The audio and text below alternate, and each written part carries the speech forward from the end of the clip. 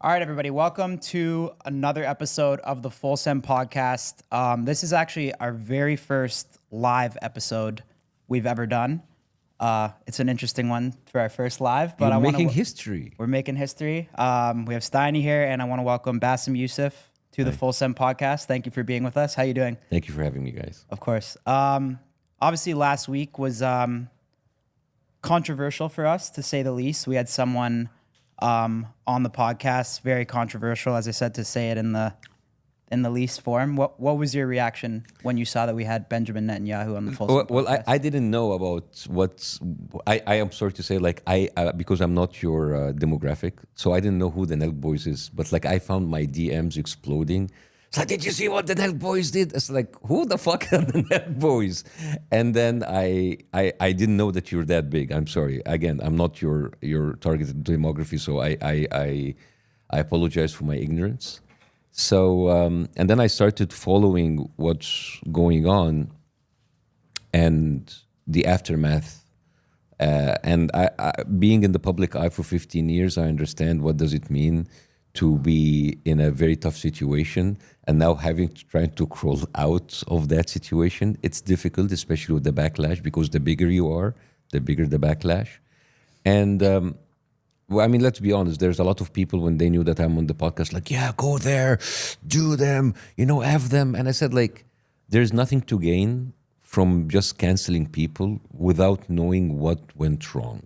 Because I think it is better to actually to learn from what's happening and look at the bigger picture instead of just like, destroying two young people like you, because that doesn't serve anybody, right? It makes people happy that you guys are falling, but the bigger picture is, why did this happen?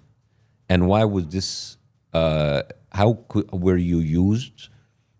Part of you is your responsibility and part of you not knowing. So I heard many of the justification that happened saying that, it was a great opportunity, and I'm like, wouldn't you like get him on the podcast? I said, yes. If somebody told me, would you interview Netanyahu? It's like, hell yeah, but I'll be prepared. And I think the biggest part of you that you were not prepared. 2 years under like the biggest genocide in our history, you guys had no idea what's going on. If somebody told me, hey, you're gonna be tomorrow on the starting five of the Lakers in the NBA, it's like, that's a great opportunity, but I'm not prepared. I'm not going to make a fool out of myself. Mm-hmm. So it's not about you platforming someone or someone giving a chance for free speech. You were used, right? And it didn't start with the podcast.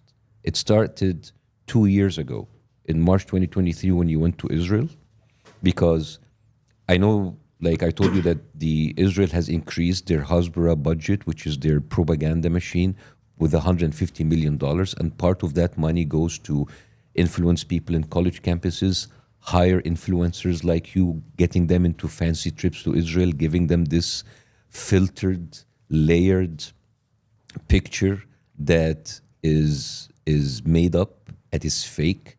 I mean, I watched it yesterday and I was cringing not because like you're showing how cool Israel is or they have nightclubs. You're saying our Nilk video in Israel? Yeah.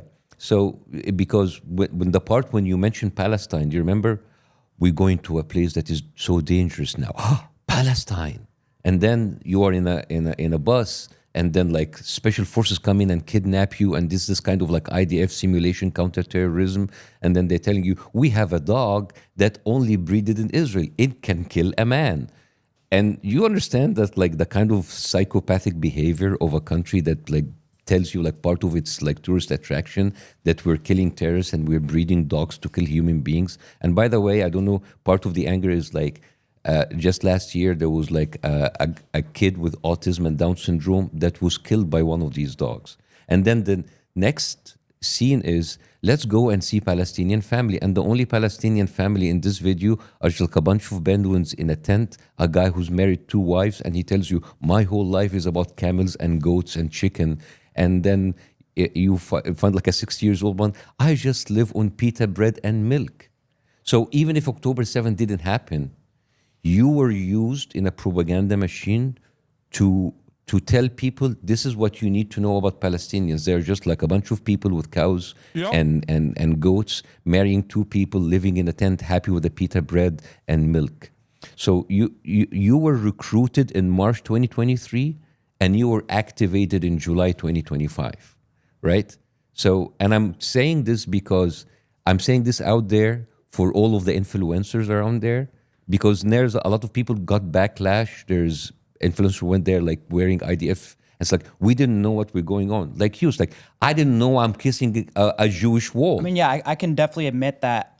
I mean, I think we were both just ignorant to what was going on over there. And obviously, you know, I knew he was, I'll be honest, I thought he was controversial, but I was definitely ignorant to what was going on in that area. And I can admit that. And it was definitely, I wish we could have gone back and, you know, had 2 weeks to sit down with someone like yourself and just, we should have grilled him 50,000, 100,000 times harder, but something we can't get back, and we'll probably always regret Of course, that, but I know you can't get back this like trip in Israel, but I'm just telling you, this was like part of a much bigger propaganda effort, right? And a country that spends $150 million on its image, they are covering something. They when they spread all of these propaganda, it's like, we're not starving people in Gaza. You understand that this conversation has been happening for 2 years. First of all, I'm not absolving you from your trip. You guys are not little kids. You are fucking 30 years old, right? People in your age have families and they have a career, and you need to stop. I'm just saying this because you're my little brothers, but you're not little, right? You need to stop infantilizing yourself. It's like, we're just stupid people doing stupid stuff. You're 30 years old and you need to be aware of what's happening in the world, and that your reach and your platforms mean something and it affects people. And I think the biggest reason why people were so upset for you, not because you brought someone and you didn't contest him, that it is the talking point that he used is the same talking points that have been used for 2 years to kill thousands of people, right? So, but I mean, and part of the reason why people were so angry is that, forget even if you don't know anything about the conflict, there was like a total lack of critical thinking. I mean, you guys asked him the one good question when you told them in October 7th, how could this be allowed to happen? Everybody knowing that Mossad is like a crazy, intelligent thing that infiltrates people and put bombs in pages. How did you not see that coming? But also, a critical thinking is, how come an attack was allowed for 6 hours in the most heavily surveilled part in the world? You understand, like in 2019, they killed like hundreds of people just because they approached the wall between Gaza and Israel. You understand? They killed. You have like copters, like drones. You have snipers. Suddenly, for 6 hours, you remember what Netanyahu told me? How big is Israel? You told me it's like as big as Rhode Island, as Jersey, right? Yeah. Like you understand the distance between Gaza and Tel Aviv is 44 miles. You understand that he was just bragging to you that like, hey, we went across 3 countries to bomb Iran, but you can't have a single helicopter coming out to defend your people. Like the October 7th was used in order to tell people, look to the Jewish people that were killed. But you don't understand that you pay $1 million as Americans, as Canadians. I think that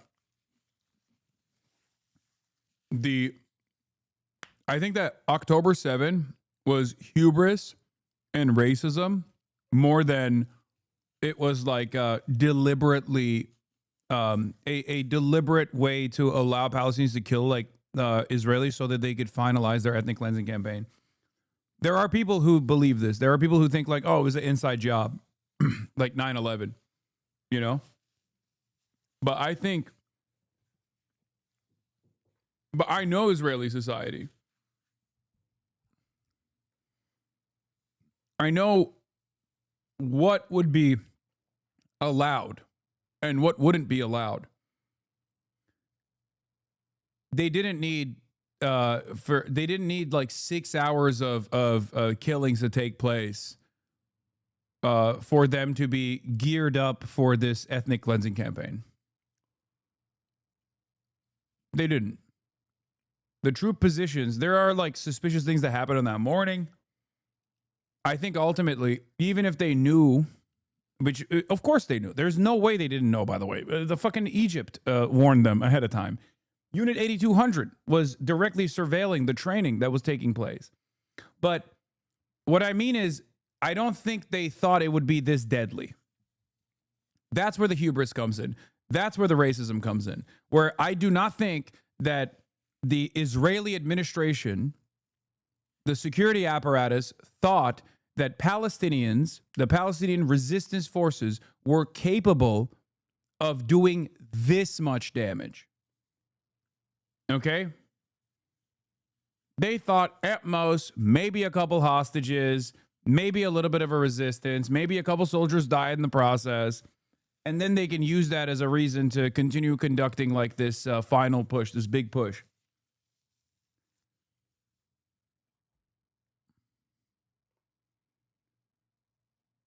That's where I think the racism and the hubris plays a role. Mismanaging troop positions by focusing them over to the West Bank because they were too busy doing ethnic cleansing in the West Bank and allowing the Itamar Ben-Gvir forces to continue doing pogroms in the West Bank. That part is real. That's another, again, that's another aspect to the racism. With the assumption that I think that Palestinians would just never be capable of like holding that many hostages, that many Israeli hostages, break through the security barrier, and successfully conduct a massive military operation. Because like, you have to remember, you have to put yourself in the shoes, in the mindset of like a supremacist. Okay? If you're a white supremacist, for example, a black person being in the vicinity of a white woman is already enough of a scar, right? That's why they fucking hate race mixing. They like cannot comprehend it. They're like, how could this have happened? This is like a stain on the entire white race. Like,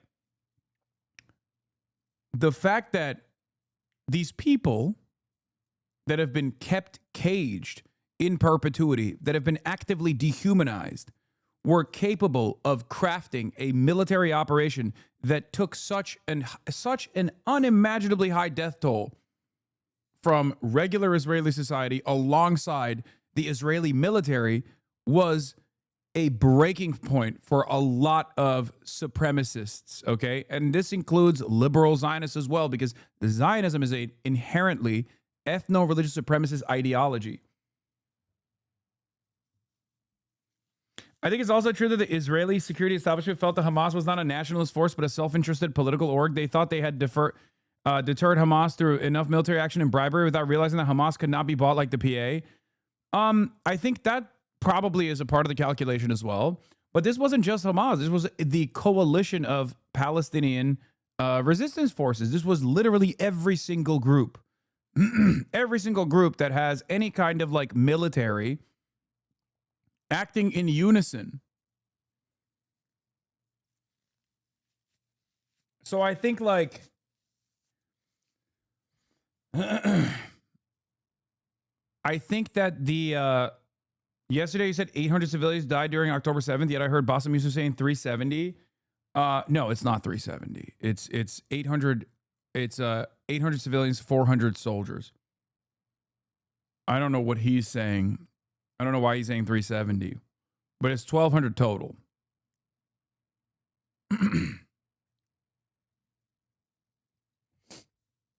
Now, of course, in the civilian death toll, we do not know how much of the civilian death toll is how much of the civilian death toll was born out of Israel's Hannibal Directive. Like, how much of that was the helicopter shooting at the cars escaping the Nova Festival, and how much of that was the shelling from the tanks at the kibbutzim? We do not know. But he might be counting IDF veterans as like soldiers too, which they're not. They're not. It doesn't matter.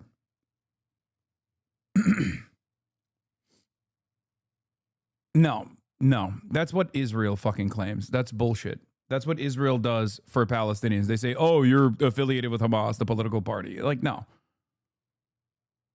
No. Just because someone is an IDF veteran doesn't mean that they were an enemy combatant, chatters. There's a reason. There's a legal designation between a civilian, okay? The proper term, veterans are not active combatants, okay? They're not.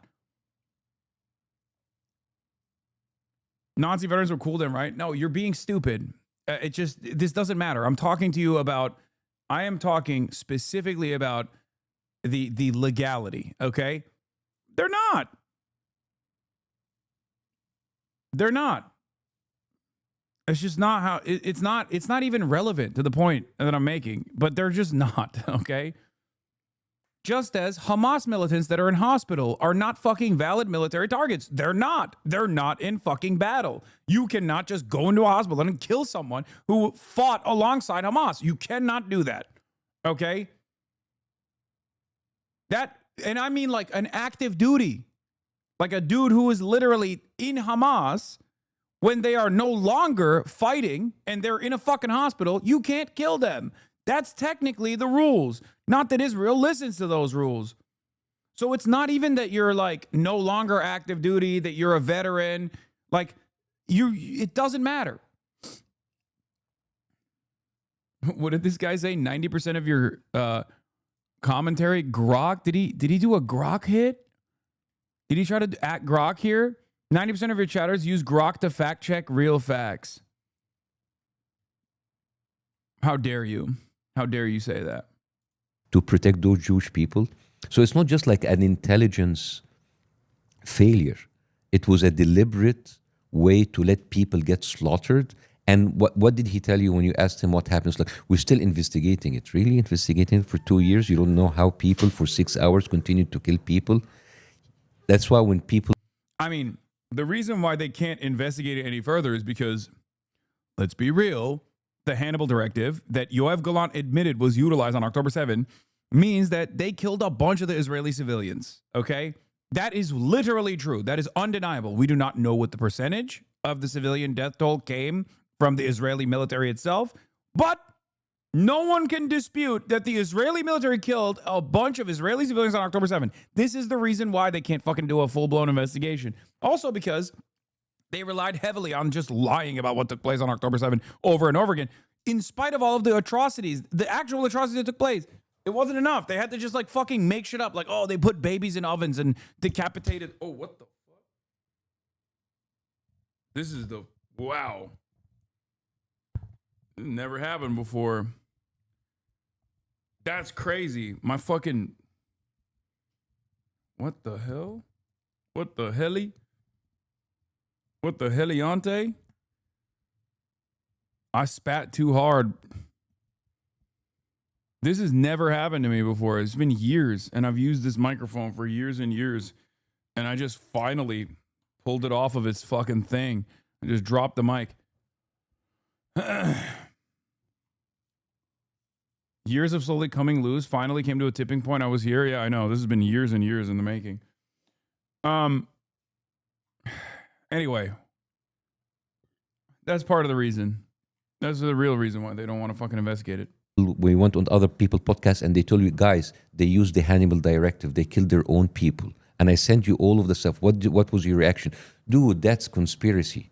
Again, people were angry because you didn't read what's going on there, right?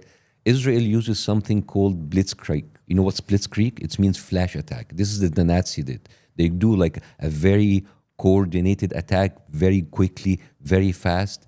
It's like very simple messaging. Decapitated babies, mass rape, right? So there's an emotional response. People get so angry, and then after a couple of days, everybody goes back to their Netflix, to their UFC fight, to the NBA, and the people who stay, it's like, wait a minute, that is fucked up. That didn't happen. There's so many plot holes. Already, most of the people has already went back to their lives. So the people who stay and hold them accountable will be called fringe, obsessed, anti-Semitic, conspiracy theory. Like you said, oh, dude, this is conspiracy theory. It's not. And this is why I have like sent you all of the videos so you can be educated. When you were on a podcast and they were telling you, dude, they spit on Christians in Israel. It's like, I was in Israel, nobody spit on me. Yes, of course, because you were in a curated propaganda. Also, you're Jewish. I mean, Kyle isn't, but like, that's the one thing. Like, the you can get away with a lot as a Jewish person in Israel. Like, you have to literally be like Norm Finkelstein to not be allowed into the state. Okay? Now, maybe post October 7th, things might have changed a little bit in terms of like anti-Zionist Jews and like how much they're allowed into the state, but like it's a fucking supremacist state. Okay? And because it's a supremacist state, because Zionism is an ethno-religious supremacist attitude, yeah, when you're Jewish, even if you're like, fuck Israel, Israel can suck my dick, Israel still has limitations on what it will do to you. Okay? It's just true. Like, there is no, that is the reason why Andre X, who is a Jewish from Ukraine, who went to Israel when Russia invaded Ukraine, who became an anti-Zionist activist, can just go to the West Bank and put his body as a Jew in the West Bank between the IDF and the settlers and the fucking Palestinians. Oh, he's from Russia. Sorry. I thought he was from Ukraine. Like, this is the other side of supremacist attitudes. Okay? The other side of supremacy is that the messenger being Bassem is a poison pill for a lot of their audience should have been a Gabor Mate or Ilan Pape. Ilan Pape is never going on the fucking Nilk Boys. And I suggested Gabor Mate to them. They didn't go with it. And many people, there was no shot that they were getting a Palestinian, okay? I told them that. Don't say, or maybe a Palestinian. What fucking Palestinian? DJ Khaled? What Palestinian would go on the Nilk Boys after they interviewed literally Adolf Hitler? Are you guys crazy? It's like demanding that a Jewish person, or it's like asking a Jewish person during the Holocaust to go on a show after Adolf Hitler was interviewed. Like, what? That's crazy. You just said comparing them to Nazis was wrong. I'm so confused. Wait, what? IDF, not Nazis, though. Don't worry. What? When did I ever say that? I have been comparing the IDF to the Nazis. I have been comparing Israel to Nazi Germany. I've been comparing Zionism to Nazism. What the fuck? Hello? Are you serious? It's like the number one thing that people yell at me about, where they're like, "Oh, how dare you do that? That's it's hurting my feelings."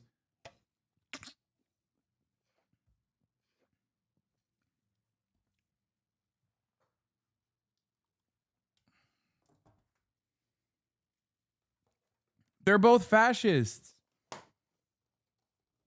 They are both fascist, ethno-supremacist ideologies that have a desire to exterminate the outgroup.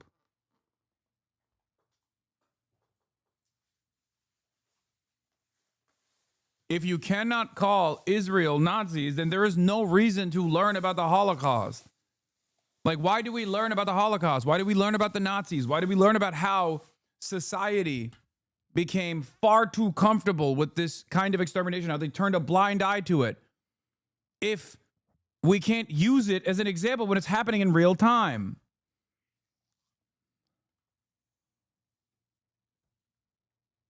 What? That you think IDF does not equal Nazis, but your point was about what? Oh, it was the veterans. Oh. He was like hyper focusing on. Yeah. He was hyper focusing on the fucking veterans, like non-active combatants. Yeah, I don't think you can deliberately fucking go and kill inactive combatants. If you want to do that, you could do that through the court of the law. And we were also talking about legality regardless.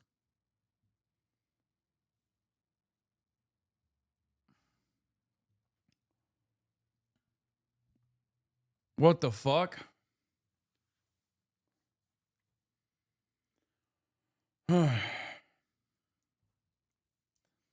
Also, it ultimately doesn't even matter because, like, once again,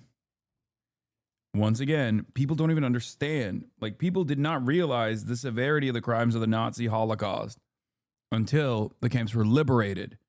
People get a pretty good idea of what Israel's doing.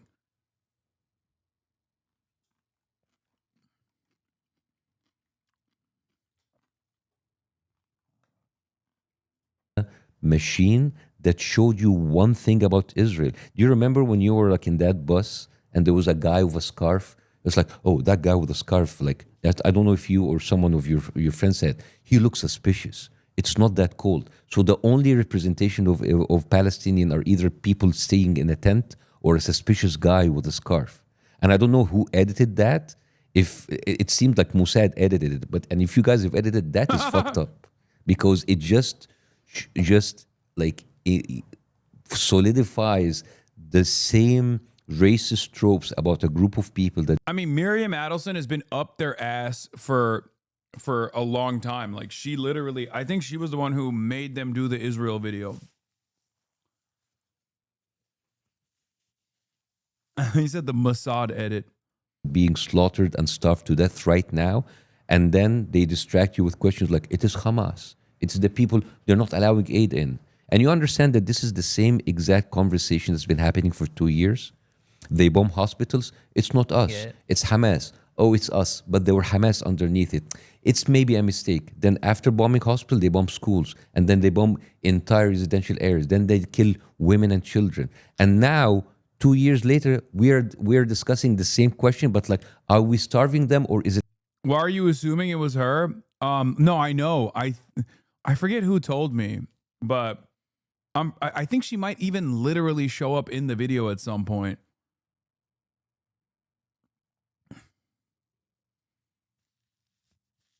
I also think that she played a role in this BB interview too. Miriam Adelson, Sheldon Adelson's wife, not made them. I mean, like, fucking facilitated it. Also, she's insanely powerful and also singularly invested in doing Hasbara. And also fucking up the Dallas Mavericks. So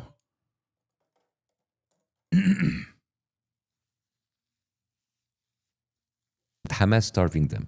You see the cycle of deceit, the cycle of lies, the cycle of propaganda. So that's why I'm not coming here to say like, oh, they are starving, because I'm not gonna go after each and every single lie that he said because it's exhausting, and they have been doing that for 2 years. So I'm here to show you the patterns and the bigger picture to understand that you are sitting with a narcissistic, psychopathic liar that's used to gaslighting people and lie them to them in their faces. Yeah, I want to say too, yeah, we obviously, one thing that hurt me the most when we had him on was just, I have a lot of personal, friendships and stuff from people of all religions. And a lot of people were obviously just upset, and they're messaging me personally, like friends, and saying, why did you have him on and stuff? So when I told them that, he means UFC fighters. He means Habib. He means like literally half of the UFC roster that are all from Dagestan, who was like, what the fuck are you doing, brother? What are you doing, brother?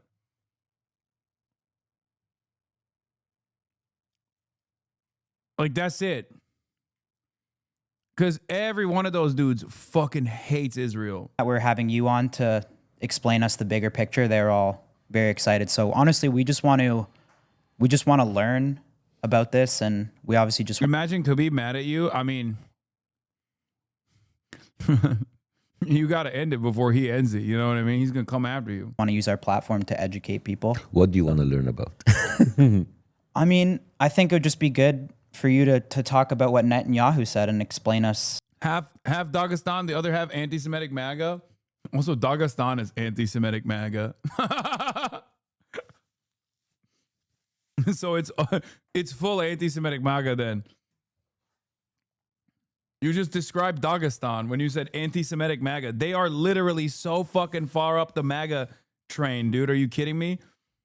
I've never seen dudes that are more like, how dare you defame the ghost like that? Bro, I'm sorry. I love those guys. They're fantastic. I think they're very cool. I really respect how much effort they put into their work. Okay.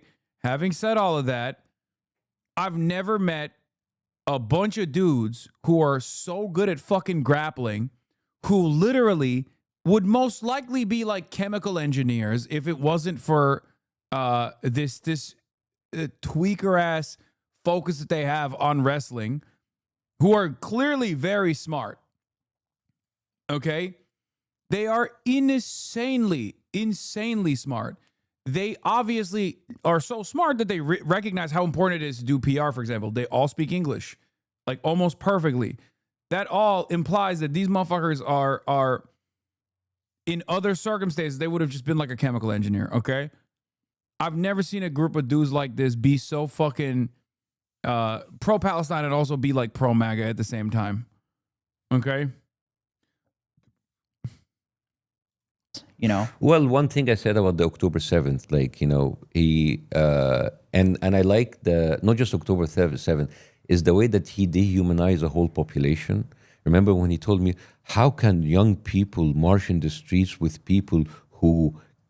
When are you going to Dagestan? 2-3 years. You go Dagestan, you come back, you become good grappler.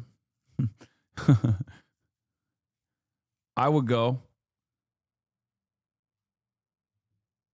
kill gays, and then he used this like overplayed lame jokes like gays for Gaza is like chicken for KFC, and it's just like he keeps saying it in everywhere, and he just like, it sounds stupid.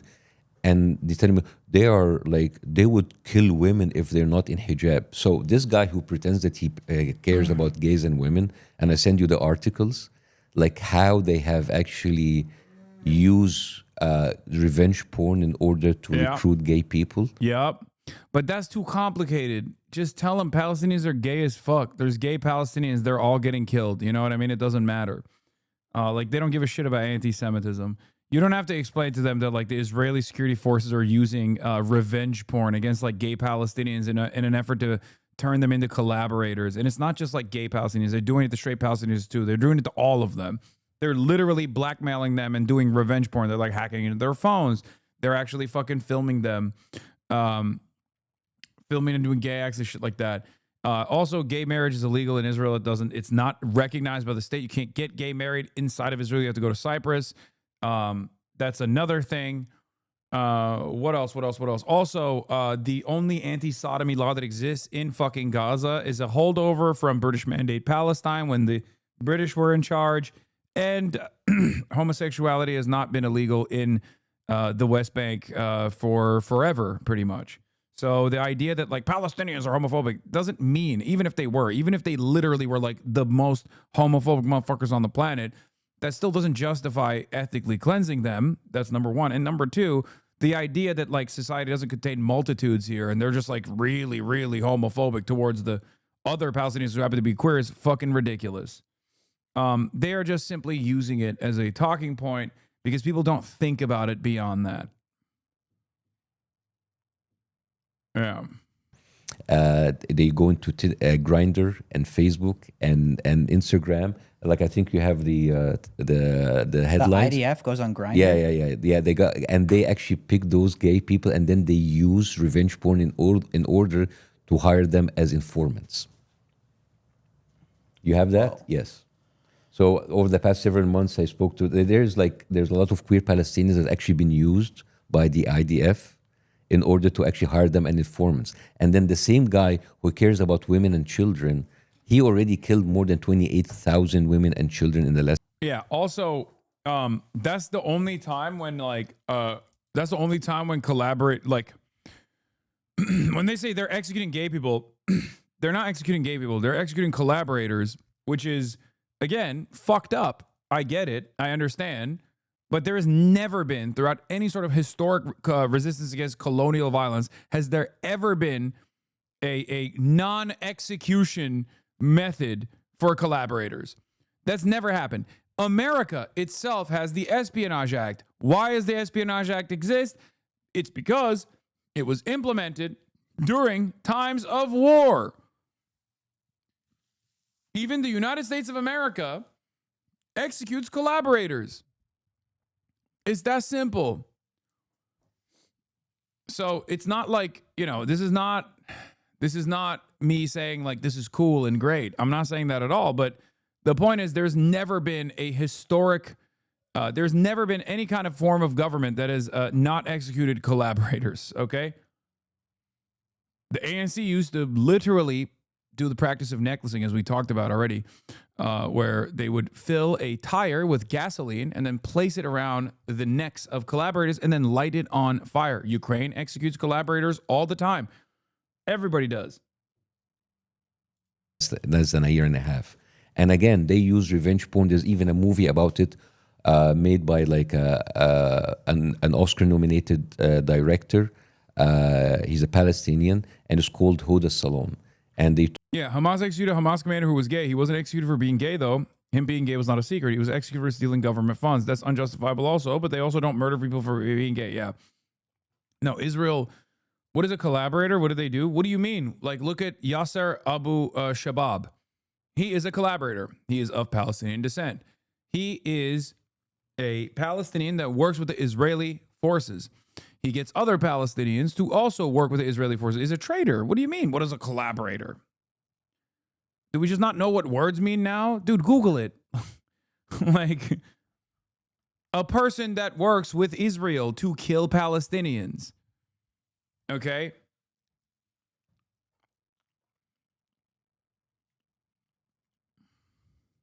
talk about like how for very many years they have spiked women's drinks in beauty salons in order to shoot them and film them in compromised position and then use them or use their husbands. Yeah, they say Sinwar tortured gay Gazans. They mean Mahmoud Ishtiwi, a Salafi Wahhabi dog who worked for Israel. Sinwar did indeed had him killed for good reason. No, like, oh, dude, you need to stop. Okay? You need to fucking, you are so consistently like, dude, I'm American, okay? I'm in the United States of America. I'm talking to Americans, okay? You need to stop. I don't want to ban you, but god damn, dude, you are so fucking crazy, dude. Just actually, you know what? I am going to ban you. Jesus fucking Christ, dude. Jesus fucking Christ, dude. This chatter is so consistently such an annoying fucking burden in the chat. Just a betrayer of any sort of cause. Read the fucking room, man. Read the room. Read the fucking room. Now, I know for a fact you're going to become an enemy. You are going to become an enemy of mine in perpetuity. I know. You have the exact same resilience and attitude that a lot of my former chatters have. I know for a fact. I cannot wait for you to be like an ACP guy later down the line. Villain arc unlocked. Hassan is a collaborator. He's a Zionist. He loves Israel. He loves America because he wouldn't let me fucking run my mouth in his chat. Okay? I know. Let this be an opportunity for you to recognize who you are talking to. Okay? Please.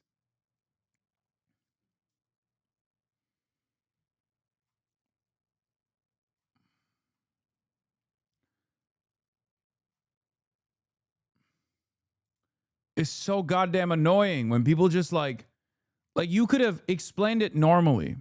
Okay? You could explain certain things normally. You don't have to literally take this attitude when you're describing certain shit. Okay? Just dial it back.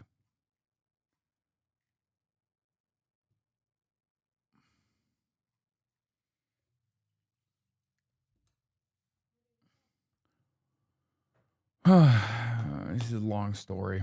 No, I don't want to get into it.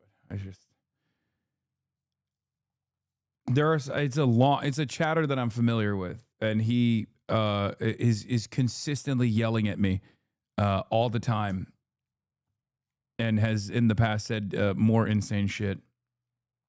And informants. So you understand the level of pathology and the level of narcissistic behavior, the level of evil these people are doing, and then they have the audacity to come and talk about gay people and talk about women. This is crazy, man. You understand? And when I went and I sent you that stuff in order to look and verify. And this is why the reason we're doing this in live, because I invite anybody to fact check everything that I say as we go on. So you're saying they're recruiting gay people from Palestine and using them as informants and That's happening a blackmailing lot in the West Bank. Yes. Well, so what about some of the stuff Netanyahu said? I know this is for you is probably basic, but what he said, we asked him if he was purposely starving people in Gaza, and he said Hamas is stealing the food. It's interesting that we would actually take the war of an indicted war criminal and a guy who's been caught lying many times. Like, for example, when he say Iran is days away from creating a nuclear bomb, and there's What do you suggest groups do with infiltrators and collaborators? I agree with you on most. No, I'm not. I'm not saying that. Like I'm explaining to you what the purpose behind it is. Okay, it doesn't fucking matter. It literally doesn't matter. Everyone has done it. There's every single resistance movement has done this. I'm even describing to you what the purpose is and why they do it. Okay, you don't have to go beyond that. Okay, you don't have to literally fucking be like, this is the most moral thing to do. It's the best. I love it. Shut the fuck up. videos of the internet of him saying many times, oh, Iran is like 5 months away, 3 months away. And you understand, when you asked him about like Iraq, oh, he said, oh, that's unfortunate. And yet he has a video saying Iraq is month away of creating weapons of mass destruction. I've and seen you remember, that video. I've seen the video of him talking about Iran. yeah. For, So you since the see, you 90s. see a guy that like, if you have a friend, Steiny, and if you have a friend that consistently lies to you and you caught up lying, when would it be enough to say, okay, that guy, I'm not going to take anything he says? Now, the thing about like him saying we're not starving, it's Hamas. There's also some of the articles that I send you. There is like multiple articles of Israel killing aid workers, UN workers, saying that they are Hamas. You know, they have killed over like, I don't know the number, 100, 200 people of aid workers. They are like lining people in aid lines and then they are killing them. When they tell you, So people that are not even involved in the conflict, they're aid workers. I think the number is like they killed over 180 doctors, or it's just it's the numbers is like so big now you can't even like catch up with the numbers. And I was in London. They were playing the world premiere of a documentary called Doctors Under Attack, and it shows you. It's a documentary done by the BBC, by the way. It shows you how. It's good there. Yeah, There's over 400 Palestinians. So killed and of around course, it's very Gaza. easy to say, "Oh, the United Nations is anti-Semitic." Everybody is anti-Semitic. Everybody is lying, and the only one who's not lying is Netanyahu, right? So those people that So like this one, for example, is this like a bombing or is this just like they're coming and like gunning them down? they're gunning them down. They're using drones and killing them. There's even like a whistleblower that came a couple of days ago, who was working with the aid groups, and he said like, there's like a little kid who came and kissed our hands because we gave him food, and as he was walking away, the IDF shot him in the head. It's crazy, man. And this right? was like almost a month ago, not only. Yeah. right? So And 400 people, those are civilians. yeah, but that's that number gets updated by the minute right now, and it's you can just like you can go through the headlines if you want, but the reason I'm like showing you this is that Honestly, kind of impressed with these kids. They got really humbled and are trying to learn. That's difficult to do, brother. They're doing it because their entire audience yelled at them. Okay, if their audience was like, "Sick, I can't wait to fucking chew on lung darts with," their kids, by the way, they're fucking 30. All right, come on. It's ultimately good that this is happening. It's ultimately good that this conversation is taking place because this audience should hear this conversation taking this conversation should take place.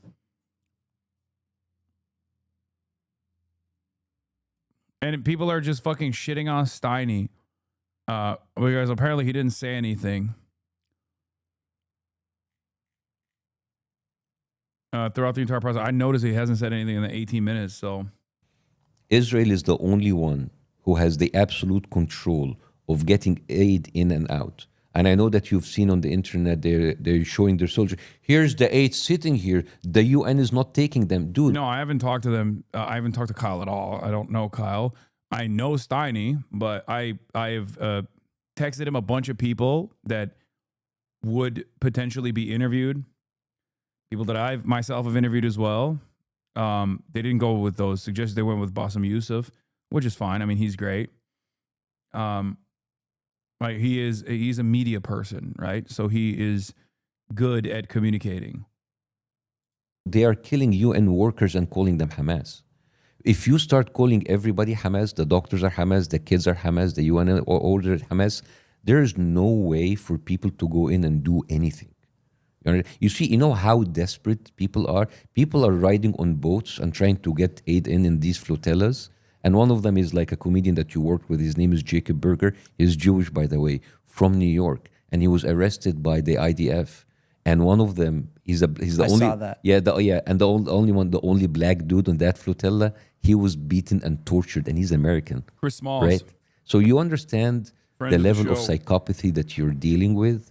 It's not about like our word against their word anymore, because they have all of these people activated like you. They try to recruit you, whether influencers or people in the media, telling it's like it's not starving, it's not happy, it's not our fault. You remember I told you before, it's the same argument they used before. They bombed every single hospital in Gaza. It's not us, it's Hamas. They bombed every single school in Gaza. It's not us in Hamas. They killed 60,000 people. It's Hamas' fault. It's you see the pattern? You see the pattern? You know the most viral video I did with Piers Morgan is when I said like Israel is a narcissistic psychopath, like a boyfriend who fucks you over and makes you think their fault. You know why this like resonated with so many people? It's just because people know this is the narcissistic psychopathic behavior, right? So they are like a bunch of liars, a bunch of killers, a bunch of murderers, and it is, and then it's easy for them to just like get out of it and say like it is fucking Hamas. So what is like the ideal situation in that area? The ideal situation that Israel should not be coming in and occupying a country that's not theirs. And I know that you went there and you were raised all your life saying that this is our country, our place. You understand that Israel started by refugees from Europe, people who escaped the Nazis. This was a European problem. Most of those people were in Ukraine and Russia and Poland and Germany. And then they went through incredible hardship. Why would they come to the Middle East and take a land that belonged to other people? That is the core of the problem. The core of the problem is not just starvation or the daily killing. It is people coming in and trying to take a land from other people. And of course, you grew up as a Jewish person telling you this was an empty land and we just came in. There was no one there. There were already 2 million Arabs living there before Israel have even been conceived. And in one night, 700,000 people were displaced overnight. On 15th of May 1948, when they declared the state of Israel. You understand the amount, like your grandparents are like Holocaust survivors. They wouldn't like another Holocaust to be happening in their name. Wow. And they wouldn't, if you have a problem. You know, it varies. Many people don't like it, but some people certainly do like it. I'm just saying, I don't know about Steiny's grandparents, but With Germany, go fucking take a piece of land from Germany, man. You understand like where my people are coming from? Like we were just sitting here and you have like a problem in Europe and then you were pushed on us and say like, this is our land now, get the fuck out. You understand how sick this is? You know how unfair this is? You understand? So we can discuss about like what is happening now, the situation. You need to go again, the bigger picture and understand why this happened. Right? Those people who are Netanyahu sat in front of you and saying like Hamas is terrorist. They are the one who actually started terrorism in the Middle East. They're the one who started bombing hotels, bombing people. The amount, like if you just like go in and write the terror, and I invite the internet to actually fact check this, the terrorism of the Zionist militias in Palestine, right? The dozens of people that they have been killing. You know, all of the stuff that they have like, you know, killing pregnant women, decapitated people. This is the exact same thing that they did in massacres like Deir Yassin, there in Sabra and Shatila. they have been, there's a very famous line saying like every accusation is a confession. Every time they blame Hamas for using human shield, they are the one who's being using human shield, right? They're actually in 2005, the Israeli Supreme Court made a verdict saying you need to stop using human shield because they were using it so much. There's like a recorded 1,200 incidences of them using human shield between 2001 and 2005. That is crazy, man. Right? So every time you see them accusing Palestinians of doing it, they have done it many times before, even more brutal. Yeah, one thing I see on the internet now too is a lot of Americans are questioning like, is Israel our closest ally? Why are they our closest ally? Why are we sending so much money to Israel? I see it. I mean, even Trump now recently, I think it was yesterday or 2 days ago, it seems like he's not even agreeing with Netanyahu now. I saw Canada just recognize Palestine as a it's state. all bullshit. Yeah, but at the same time, Trump said like, well, I think like Canada couldn't be our partner anymore, which is crazy. You are basically sacrificing Canada, which is actually your closest ally, because of Israel. Well, what I was going to ask is why does America consider Israel its closest ally? No, in your America opinion? doesn't consider Israel the closest Well, ally. why- the It's the question is, American why is- politicians. Right. So why are the American politicians so loyal to Israel? Well, follow the money, right? 80% of Congress are openly financed by AIPAC, which is the Israeli lobby. So when you finance 80% of your Congress, your representative, suddenly a foreign country is more important than your own country, right? I think you were asked many times, Tiny, are you American first or are you Israel first? And you said, no, I'm American first. You wouldn't like to have your tax money going to a country and using that to kill children while your fellow Americans in places like Texas and North Carolina suffering from floods and not getting the aid they get. I think there is Being real anti-Semitic here, bro. Those are funds that Israel could be using to kill Palestinian children. I'm just saying. It's kind of fucked up. It is so distorted. It is so distorted that like the counter to a fucking war criminal, like ICC arrest warrant applicant war criminal that is conducting a live streamed Holocaust is an Egyptian comedian, an Egyptian American comedian. It kind of shows you that there is no balance in this conversation. Because like, I was thinking about that, and it's like, even if he were to have like Abu Ubaidah on, like there is no equivalence morally between Abu Ubaidah and fucking Benjamin Netanyahu. There's not even a moral equivalence between. There is not even a moral equivalence between Yahya Sinwar and Benjamin Netanyahu, just on the death toll alone. Like there's just no comparison here. There is no one. Like you cannot, not that you could ever interview those guys anyway. They would literally throw you in jail. But it's just like that should show you the asymmetry. the graph with the $17 billion. By the way, so far since the beginning of the conflict, the slaughter, since October 2023, America sent Israel more than $30 billion, $17.9 billion in 2024 Also, Abu Ubaidah is not dead. Yahya Sinwar was killed alone. $17 billion. That's crazy. You know how many schools that you can build with that? You know how many teachers that you can pay? You know how many houses that you can give for the homeless? Why is your money going to a foreign country and using this to inflict the most evil genocide on innocent people? Right? Right. So why do you think that American politicians are? No, I'm just told you because of the money. Like the AIPAC. Oh, because they're being paid to do so. AIPAC is openly bragging about financing 80% of Congress with $100 million for Do each they side. openly brag about that? Oh, yeah. I invite everybody to go into the APAC Twitter and see them bragging about it. It's like 98% of the people that we... It's not just APAC.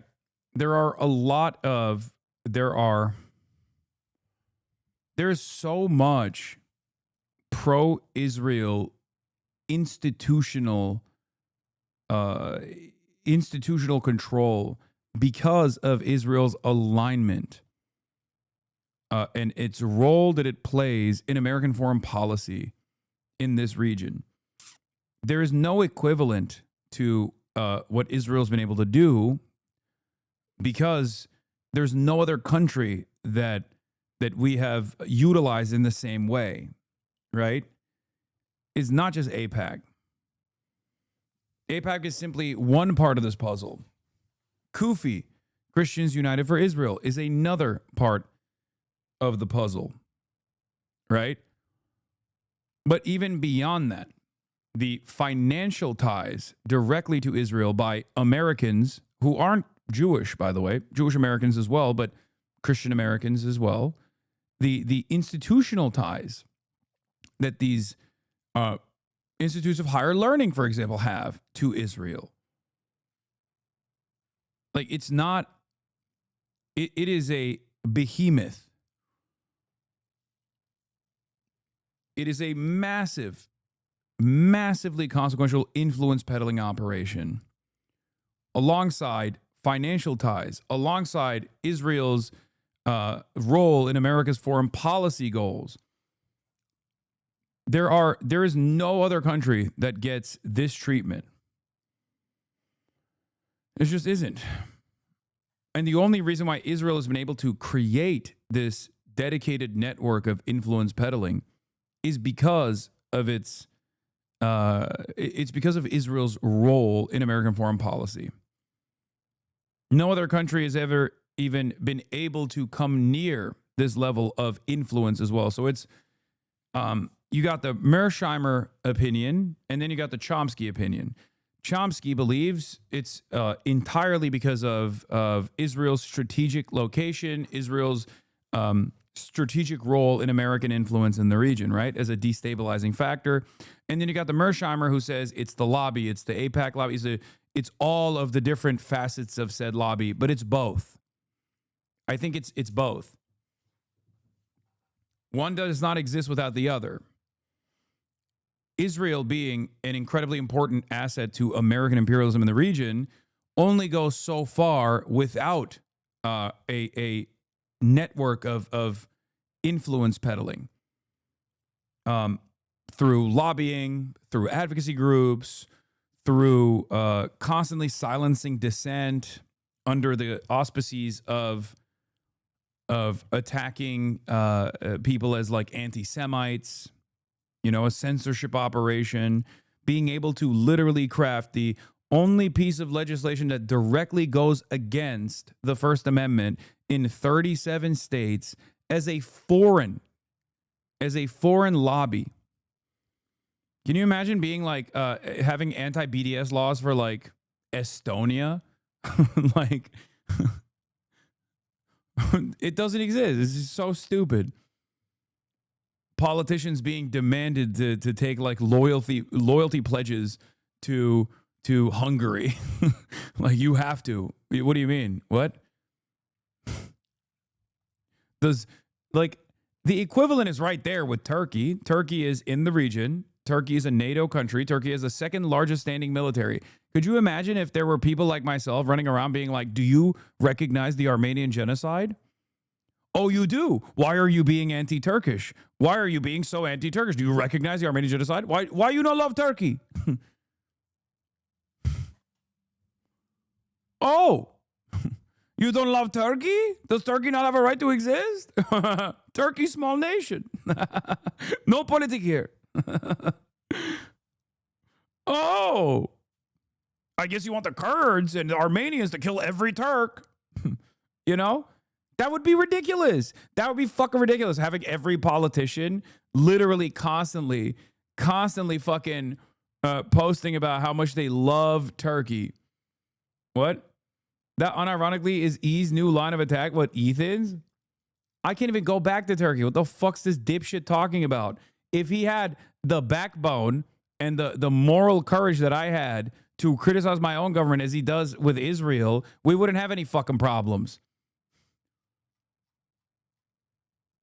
What the fuck? Absolute moron. Unless you mean that E is for Eric Adams and not Ethan.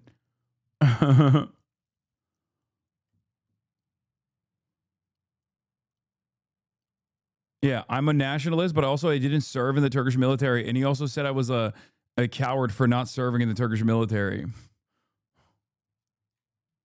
That we promote, they win their elections. And this is the graph that I was telling you about. The US sent $17.9 billion in only 2024. This is how much you can do with that amount of money. And instead, it is going to buy weapons. It's going to settlers in the West Bank, American Jews, maybe Jews from other places who live there with like very low rent housing. They have better education, better healthcare than any American here, which is crazy. Why is my money going there? I know, Steiny, I saw you on many of the podcasts saying like it is very difficult for me as a Jewish American living. He keeps trying to bring Steiny into the conversation, and Steiny does not even remotely entertain it. That's crazy. And I understand it's difficult, but it was misunderstood because people said this is so tone deaf, this is so self-centered. It's not about you guys, but I kind of understood it I wanted to give you the benefit of the doubt that maybe it is difficult because there's a whole genocidal state right now using your identity and using your religion in order to commit unspeakable crimes, right? But also, you need to understand what does it mean to be a Palestinian American right now. You understand how difficult it is to a Palestinian American sitting here, seeing his family slaughtered and starved, and that is being done by their own tax money. Can you imagine? Can you imagine like you sending money to your family to, for example, build a bakery, and then you see that bakery destroyed on phone, and then TurboTax takes your money and finance the bomb that fucking bombed that bakery. You understand the kind of mind fuck that those people are living in? Like, yes, anti-Semitism is a real thing, but you understand that it is you haven't seen 3 Jewish people being shot because they spoke Hebrew, right? I have 3 Palestinian friends. They were in Brown University. They were speaking Arabic, and they were shot, and one of them cannot walk for the rest of his life, right? There was like a Palestinian kid, 6 years old, who was stabbed 26 times right after October 7th because of the kind of fear that was launched against Muslim Americans, right? There was like an Indian Muslim kid that was almost drowned in Texas by a Jewish woman. Her name is Elizabeth Wolf, as a hate crime. If the roles were reversed, if those kids were Jewish, you wouldn't hear the end of it. But I'm telling you this, and I can see in your eyes, it's the first time you ever heard about this. This is crazy. This is manufactured. So part of me is angry at you guys for not knowing, but part of me, I have empathy for you because this is the kind of a bubble that was created intentionally by the media to tell you that all the perpetrators, the people on the other side, are the terrorists, they are the evil people, and Israel is our greatest ally. This is prime brainwashing. So you understand what I mean? So when you say like it's difficult to be Jewish, yes, I understand, but it is kind of like you are. I think I can't speak for Steiny, but I have other Jewish friends, and what they'll say to me is, yeah, don't speak for Steiny. Why is Steiny not speaking?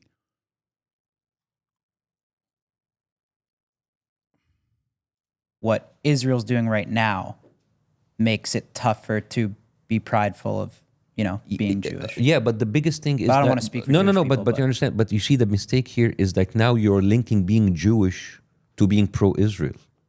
It's like me linking being Muslim to being pro-ISIS. It's like being proud to be German to be a Nazi, because that is what Israel is, right? And it is this is a regime, a state, a genocidal state that hijacked your identity as Jewish and then started to tell everybody, if you start to question Israel, you're being anti-Semitic. You know what does that tell you? That being a good Semitic means that you have to approve for starving kids, killing babies, raping prisoners in prison, genociding a whole population, kicking them out. That is what does it mean to be a good Jewish. That is crazy, man. That is actually the most anti-Semitic thing Do you ever. think, in your opinion, do you think what Israel's doing is making some people anti-Semitic though? Oh, 100%. 100%. Let me give you an example. Have you seen those videos of the IDF soldiers dancing with lingeries and toys of babies? Have you seen that? Yeah. Any army in the world is run by one thing: discipline, right? If you are in the army and you start posting shit like that, your commanders are either allowing you to do this, or if they don't, they will actually fuck, what the fuck are you doing, right? Because this is the army, right? You're not allowed to just like post shit other than actually the army. Steiny body language analysis, cock shame. That's what he's doing. You see that? Yeah. I don't know. I don't know why.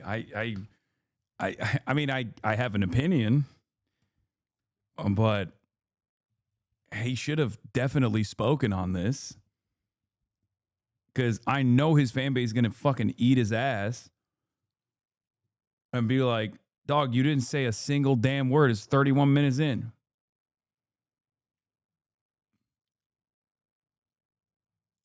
Kind of approving to it. So it is by design. I asked a professor in London, it's like, why are they actually... Yeah, I saw the comments. Everyone is like, Steiny's not saying anything.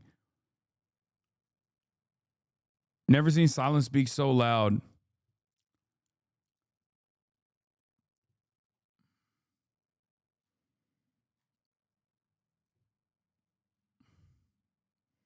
Steiny still clearly speechless after hearing Netanyahu prefers Burger King.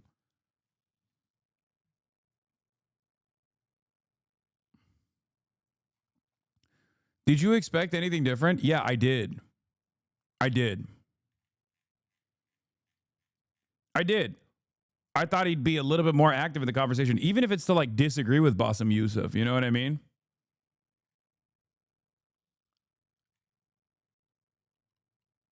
I did. doing that on purpose. Like, it's very easy because it is much easier for Israel to be hated and then having them conflate that hate with Jewish people. And when that happens, like, you see, anti-Semitism, give us more money to kill our enemies. You understand? It's like it's a very, very sick psychology. And the people who are paying for this are Jewish people, right? Because now you are finding yourself inheriting everything that this regime is doing, right? And it is the whole idea about like being a Jewish person is being pro-Israel. It's crazy, right? You know, like a couple of days ago, Trump pushed Colombia to pay $21 million for support the Jewish people for the psychological trauma. And it's crazy because we haven't heard of Jewish people being Here's one of those blind spots of yours you were talking about earlier. What's my blind spot? What's the blind spot? Go ahead, say it out loud, chatter. What's my blind spot?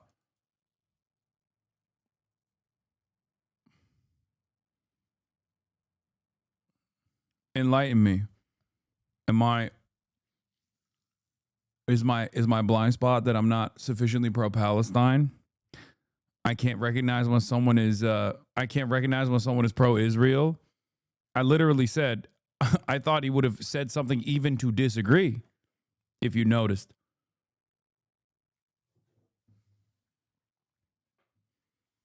Also, my conversation with Steiny made it seem like he was far more receptive to the pro-Palestinian position than what that Benjamin Netanyahu interview looked like, and certainly this here.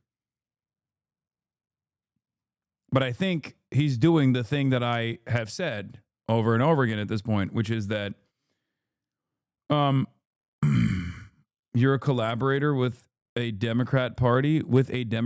Yes, I am. I'm a shepherd of the Democratic Party, but also simultaneously single-handedly tanked the election for Kamala. I know.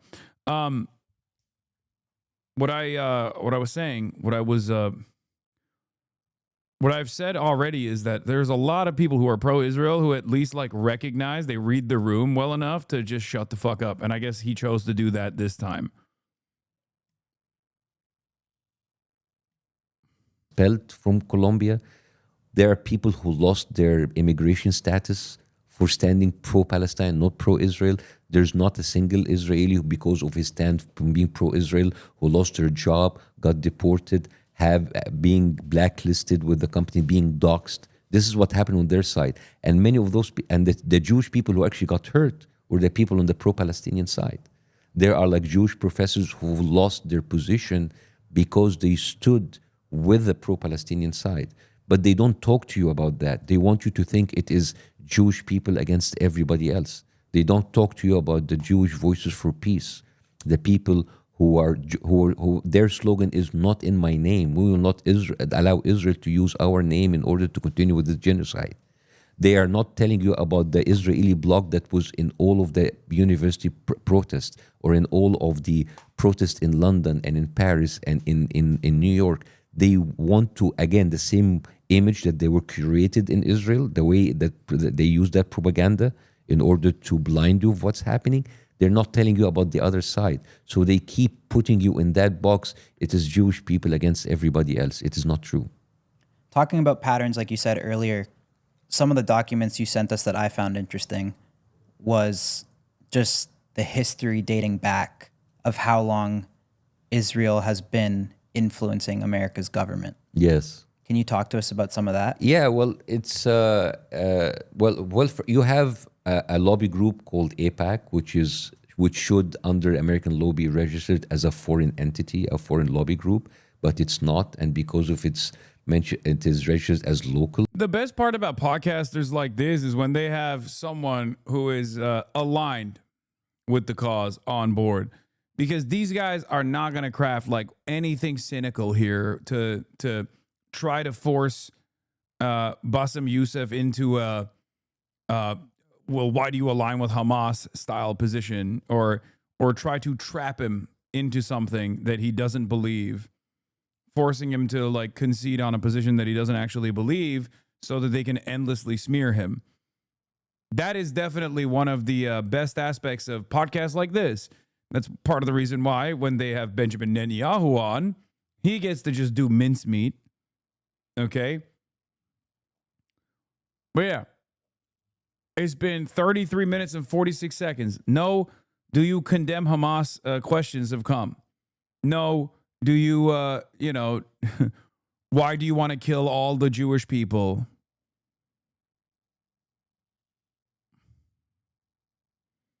None of that.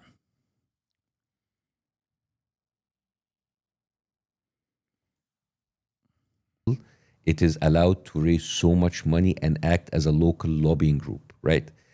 And because of that, they are allowed to openly pay all of these politicians in order to write bills and to pass laws to protect Israel more than they protect the United States, right? And people will say, this is conspiracy theory. Are you telling us that Israel is controlling America? It's not really a conspiracy theory, because if you think about it, a country is run by a government and government is run by people. And if you buy enough people, you control the government.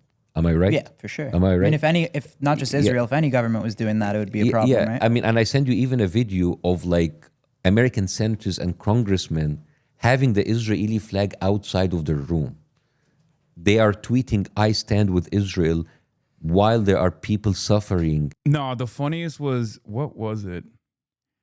The funniest was when Ireland was working through the process of potentially doing a BDS or something, and then every single American congressman in unison started talking about Irish trade policy.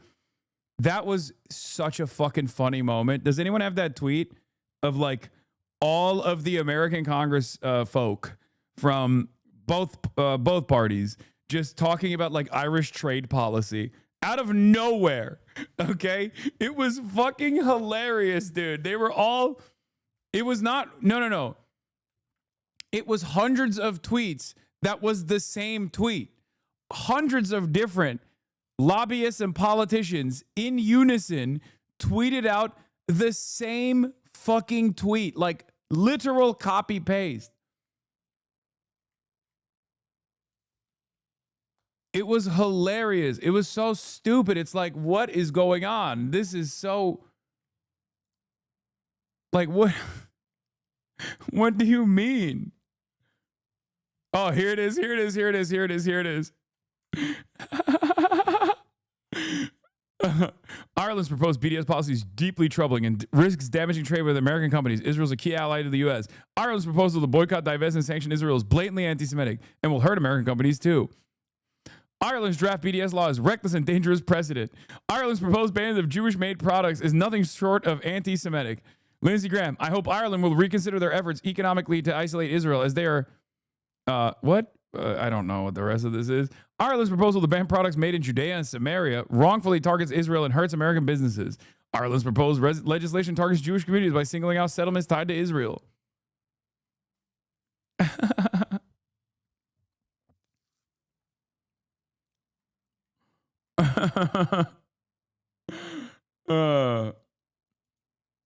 Yeah, day 2.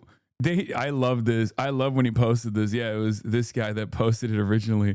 Wow, I love to see all this organic passion for Irish trade policy in the United States Congress. Day 2 of members of Congress completely independently deciding that they are highly concerned about Irish trade policy vis-a-vis the West Bank.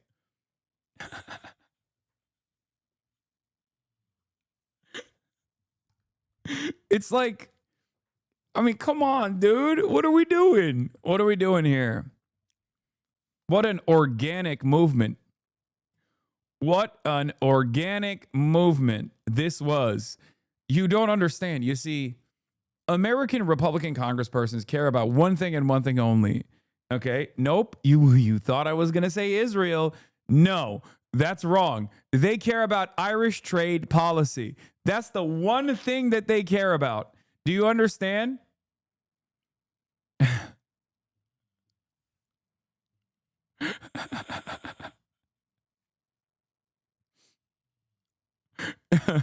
Day 2 of members of Congress completely independently deciding that they are highly concerned about Irish trade policy vis-a-vis the West Bank.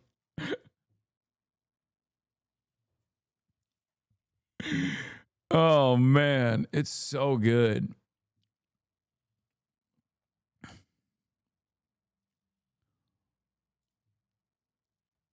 Also, this is the funniest. This is what they're posting. This is like such a funny thumbnail for that article. Ireland will regret its anti-Israel boycott. Like, it's like Benjamin Netanyahu saying that angrily.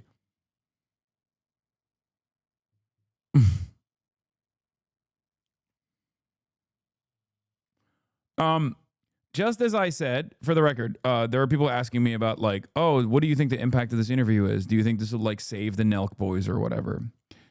Just as I said about the Benjamin Netanyahu interview that didn't actually help Benjamin Netanyahu and it only hurt the Nilk Boys, I think this Bassem Youssef interview doesn't help the Nilk Boys necessarily, but it's good overall for their audience to hear exactly the financial entanglements look like between America and Israel. Like, this is a great educational 1-hour podcast because it helps people who are like against Israel understand truly why they should be against Israel. Because many people just like jump on trends. Okay. And as I've said, it's fuck Israel o'clock, right? That's what it is. That's what time it is. Everybody sees it. Everybody recognizes it. And I'm sure there are plenty of people that are just simply saying it because they've heard others say it. I'm sure there's plenty of people who just like only have seen maybe a couple of the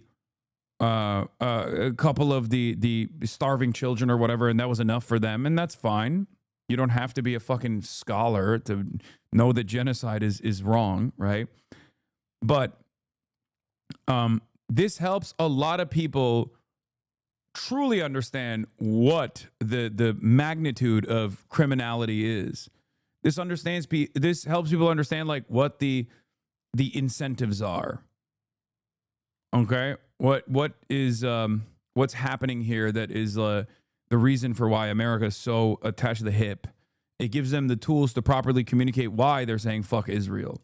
From floods in North Carolina, there is like a town in Texas that made people sign a pledge to not boycott Israel if they want to have This is in my experience, that one is the fucking death blow, or used to be the death blow for many people. I've never met a person that has heard that AIPAC has been able to successfully write legislation that makes it illegal to protest Israel, that makes it that makes it so that, like in the state of Texas, for example, you have to literally sign a loyalty pledge to the state of Israel if you want to be a public school teacher. When they hear that, they go, what the fuck? I'm done. And this is before October 7, by the way. This has been going on for a while. It's more than Texas. I know, it's 38 states in the United States of America. flood aid, which is crazy, right? If I told you, hey, your house was destroyed in the floods, why don't you write a pledge to make sure that you will not boycott Egypt? You'll get furious, right? So why is this allowed to happen, man? Why is this allowed to happen? Why is... Oh, yeah, that was Texas. That wasn't North Carolina. I think that was Texas, where the Texas state government literally was like, we will not give you aid if you don't sign the loyalty pledge.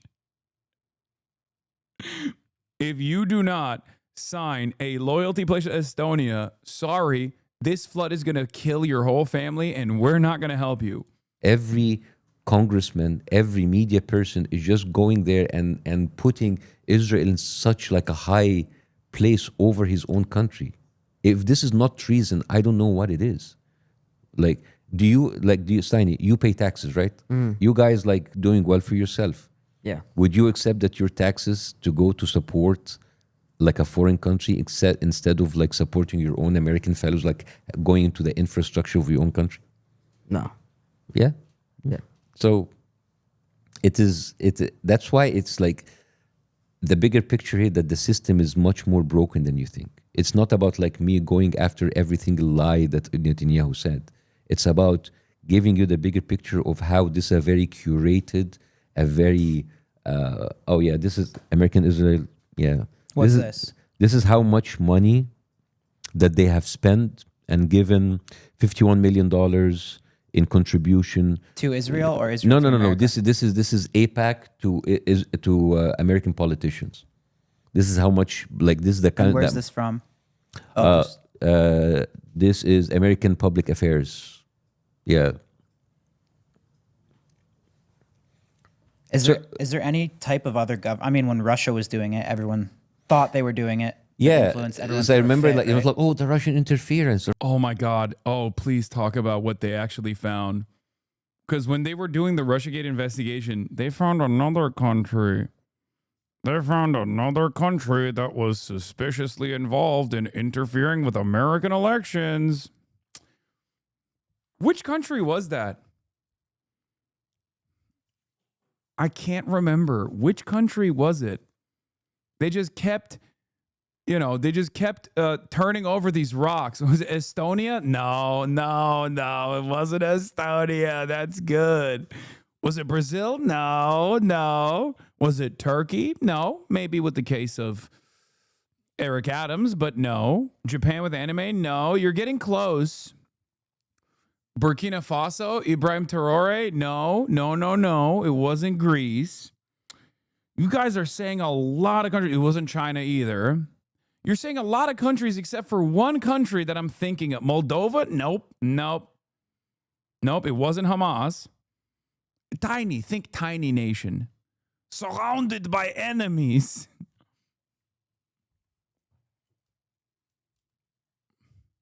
Tiny nation surrounded by enemies. Also, third most commonly spoken language is Russian, by the way, in this country. Fun facts about this country that I'm explaining to you. third most commonly used language is Russian. Has the highest density of Russian dual nationals, as a matter of fact, after American dual citizens. Tiny, size of New Jersey. Tiny nation. It's Transnistria. Yeah, it's Belarus. Yep, you got it. No, it's fucking Israel. Russian Okay, let's move interference, on. like guys, like Enough. you don't even need it. And people say it's a conspiracy, but like you don't need a conspiracy. You have people opening. They're basically, we're giving you $100 million. Give me back You all got it wrong. It was Israel. $30 billion. That's the best. That's better than crypto, man. I mean, I would invest in APAC. If APAC was a Bitcoin, I would invest in it. Right? What else does Israel do to influence America's government in Well, the past? I mean, this is like some deep shit. I'm kind of honestly scared to talk about it. No, I'll be why honest, talk but- about it? Don't worry. It's good. Oh, I know. Yeah.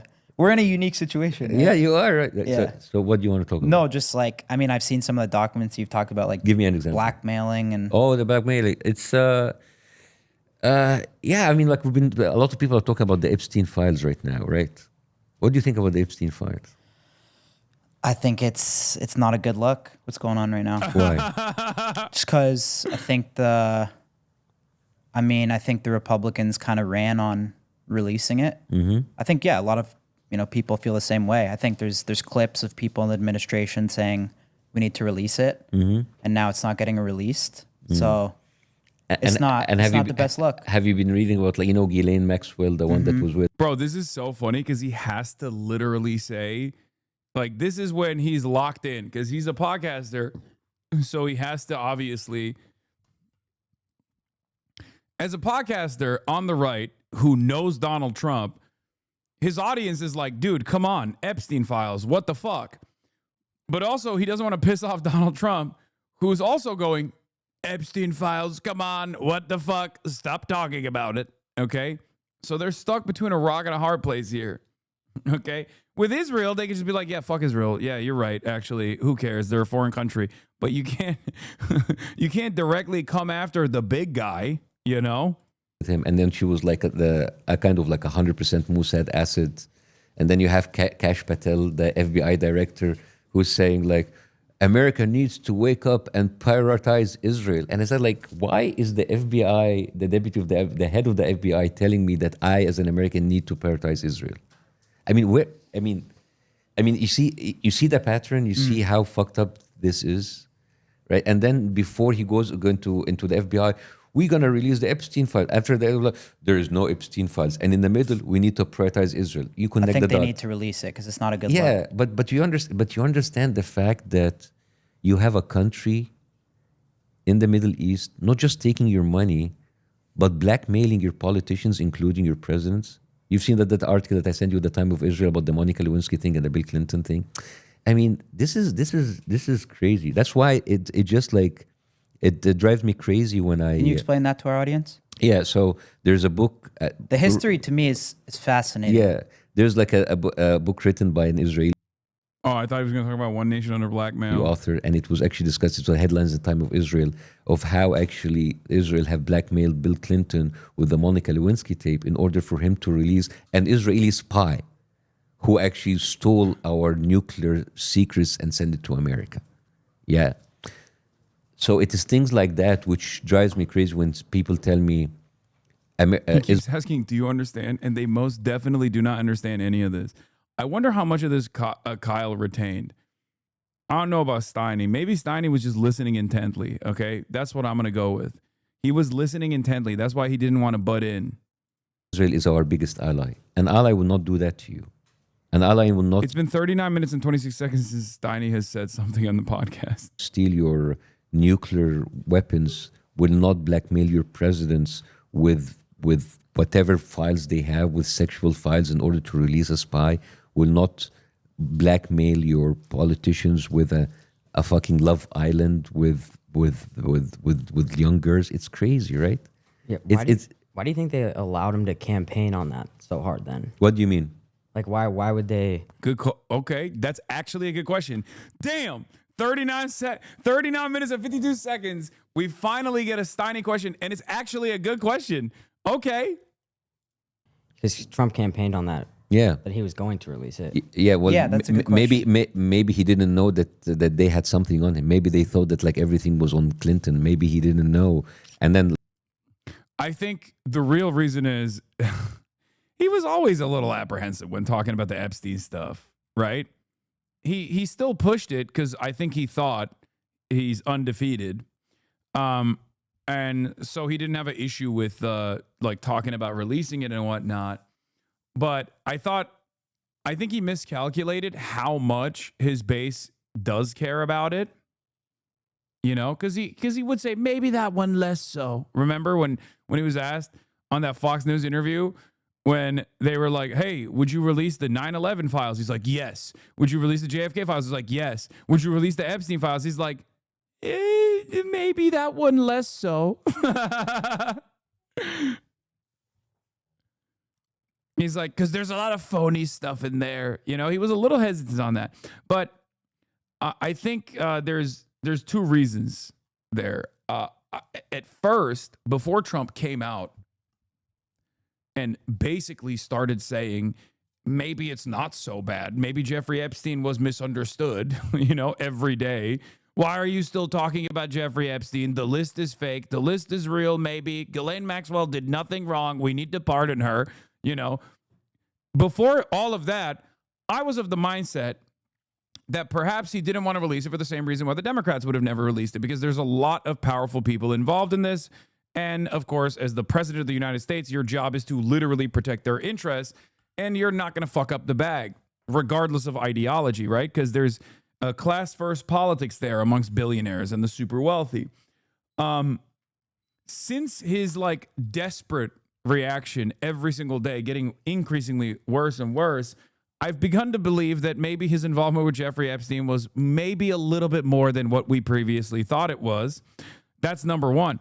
And then number two, the other possible option is it's not just the financial elite that he is trying to protect, but it's also probably maybe espionage, both for the CIA, but certainly for Israel as well. You know?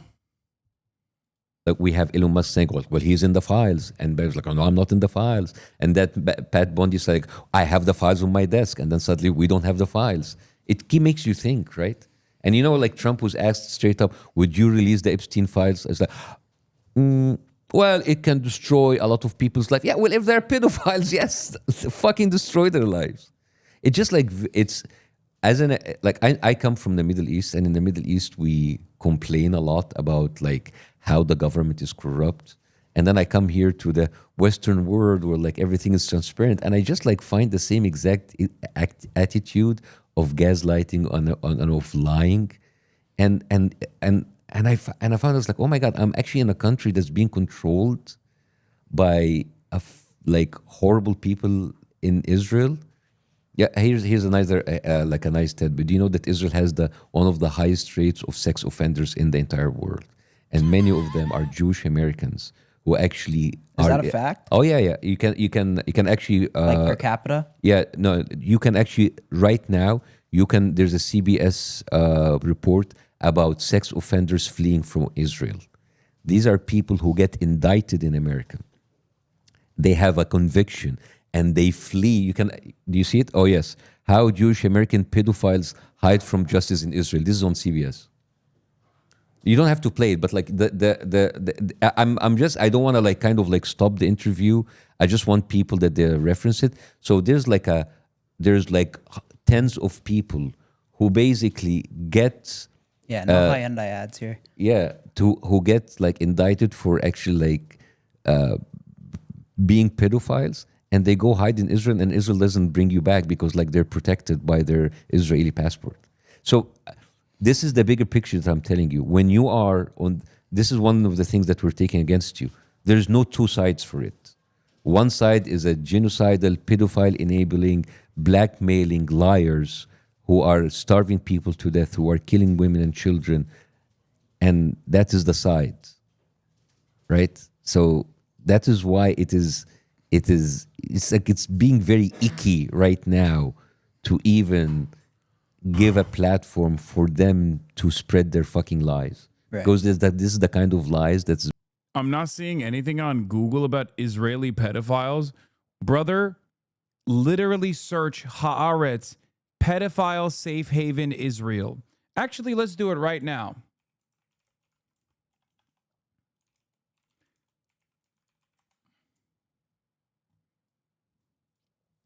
Exposing pedophilia and legal failures in Israel. CBS News, how Jewish American pedophiles hide from justice in Israel. Tip of the iceberg from Haaretz, how foreign sex offenders find refuge in Israel. Jerusalem Post, Israel is trying to legalize pedophilia.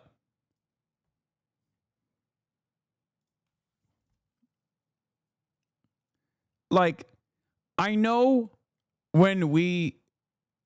that like criticizing Israel sometimes takes this weird turn where it literally sounds like you're being anti-Semitic. Okay? I get it. I totally understand. Okay, last part. And this is the final thing that you need to know. Leonardo DiCaprio to open hotel in Israel. It's over. Lock it down.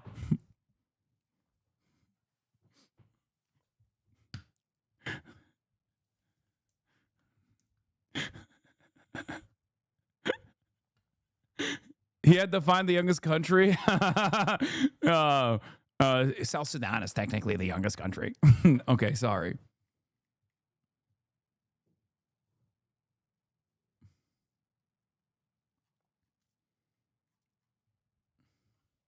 Yeah, y'all stole that. Y'all stole that joke from Twitter.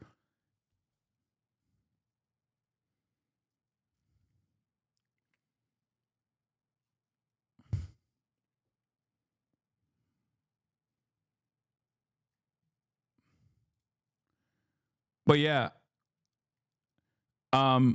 it's I mean, it's just like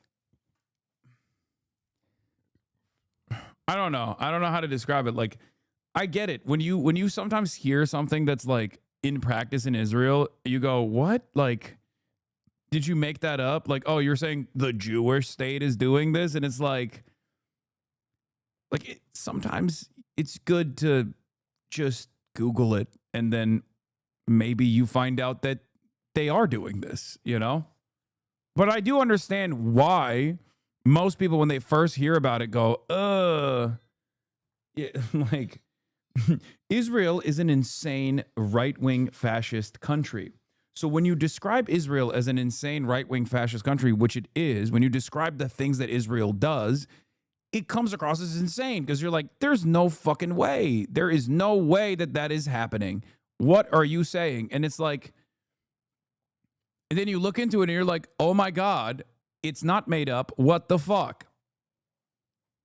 I thought you were a liar until you showed the ad for the Cum Brigade Live. Oh my God, that was another one. Yeah.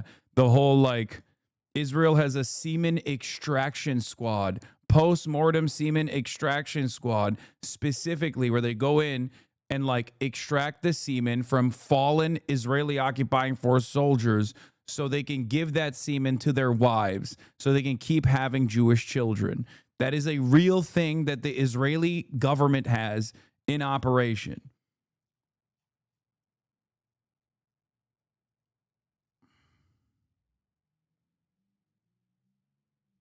The goon platoon. That's the type of shit you do when you are a eugenicist fascist country. You know, Jewish, Christian, atheist, doesn't fucking matter. If you have like a eugenicist, supremacist ideology, that's the kind of stuff you get involved in.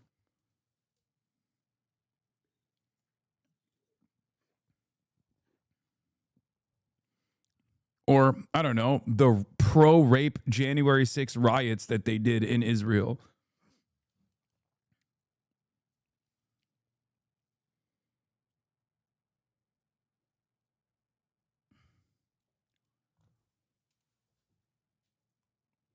But yeah, Israel is our greatest ally, of course. Just like ISIS is the embodiment of all the Islamophobic tropes with no support from most governments, Israel is the embodiment of the anti-Semitic tropes with full support from most governments. Yeah, Israel does do a lot of stuff that you would normally think is possibly blood libel. You're like, nah, that's not true. Get the fuck out of here. You're being ridiculous. And then you literally Google it and you're like, oh my God, that is literally true. What the fuck is going on? That's why I'm saying, like, my hatred for Israel did not fucking develop overnight for no reason. Many of you that have been in here for a very long time, know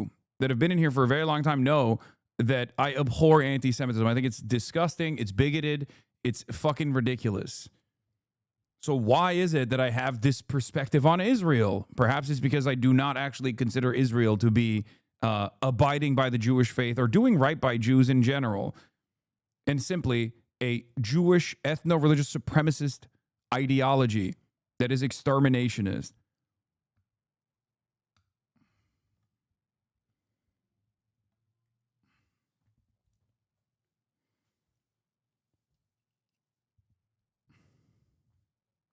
Been actually hurting and killing people over 2 years.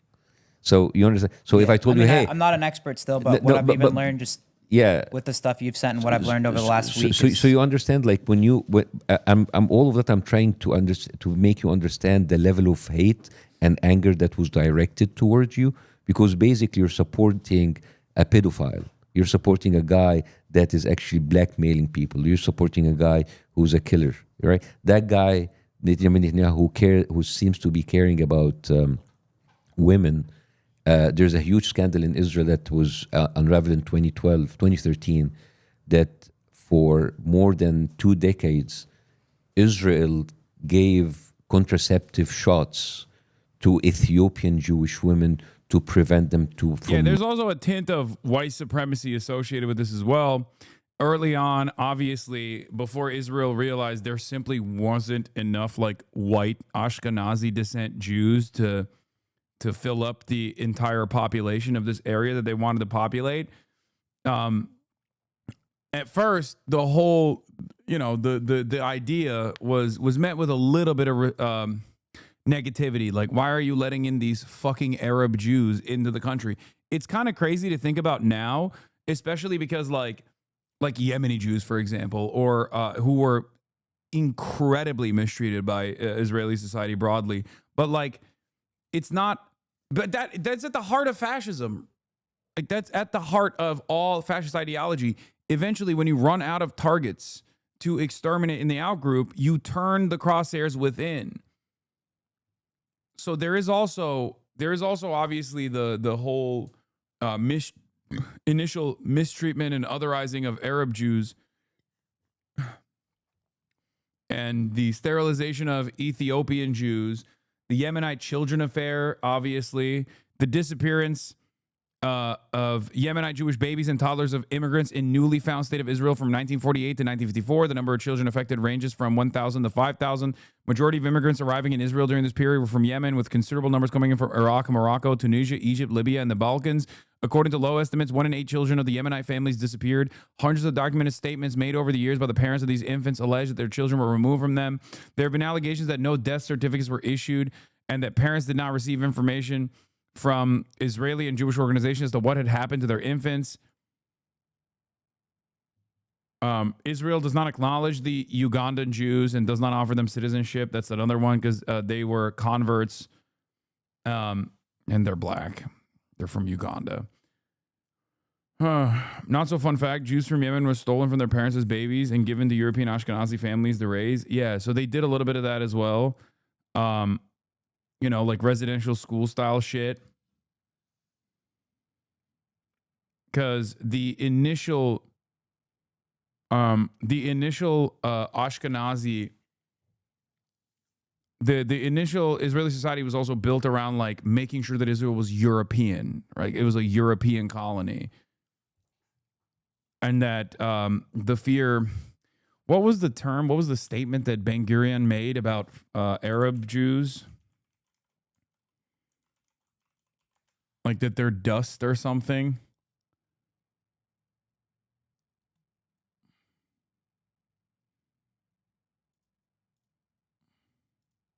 Am I misremembering?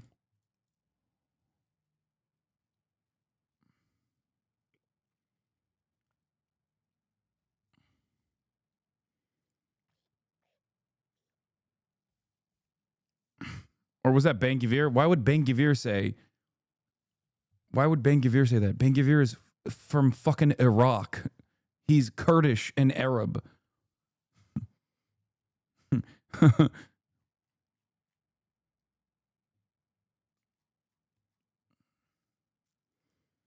What was the statement that he made? I can't remember now.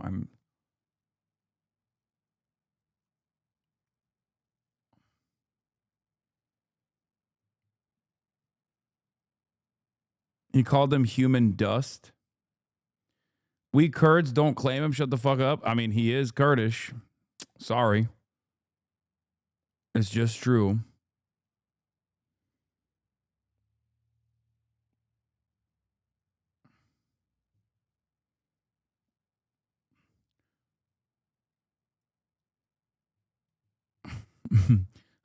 Kurds in the chat be like, nah, he's Turkish, bro. I swear. Nah, I heard Itamar Ben-Gvir was Turkish, actually.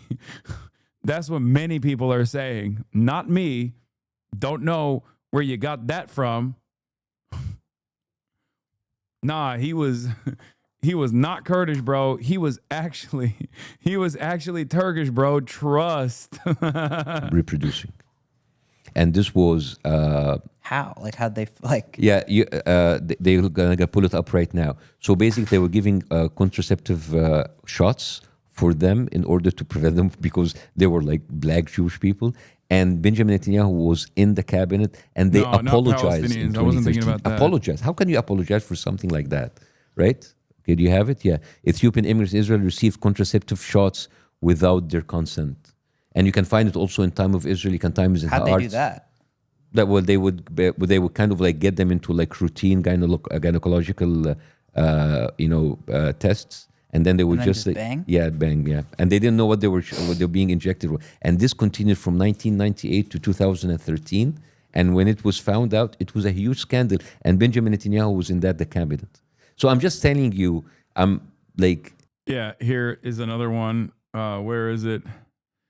The Jewish Power Party lady. Someone in the chat brought it up, but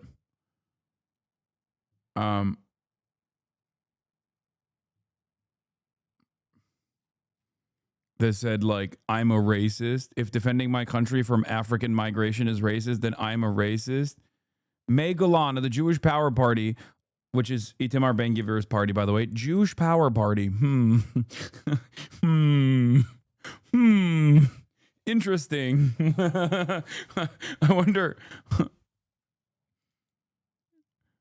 I wonder why they named it that. That's crazy. That's weird. Okay. All right. Whatever. Nothing to see here. Yeah. Megalon, Israel's self-proclaimed racist politician, nominated as New York Consul General. Megalon has insulted Africans in Israel and disparaged the Reform Movement, the largest Jewish denomination in the U.S. This is from 20th of April, 2023. Israel's Prime Minister Benjamin Netanyahu has nominated a far-right politician who once boasted that she is proud to be a racist as his country's top diplomat in New York. The appointment of Megalon, this is under the Brandon regime as well. The appointment of Megalon was swiftly denounced by Israeli and American former diplomats and the head of the largest Jewish denomination in the U.S. as an affront to the U.S. and damaging for Israel. A group of former Israeli ambassadors said they were shocked by the move. Golan's appointment is outrageous as she is a racist and divisive figure, which is the exact opposite from what Israel needs in such a critical place. Golan, who is a member of the Israeli parliament for Netanyahu's Likud party and a minister without portfolio in the current government, is a supporter of the ultra-nationalist faction in the ruling coalition that is attempting to curb the power of Israel's courts in what has been described as a judicial coup. Golan made a political name for herself by denouncing African refugees in Israel, calling them Muslim infiltrators, criminals, and rapists. She said many have AIDS, suggested they were spreading HIV by working as waiters, and demanded they be expelled from the country. If I am if I am racist for wanting to defend my country and for wanting to protect my basic rights and security, then I am a proud racist, she said at a political rally in 2013 as a member of the far-right Jewish Power Party, a descendant of the Kach party that was outlawed under Israeli anti-terrorism laws.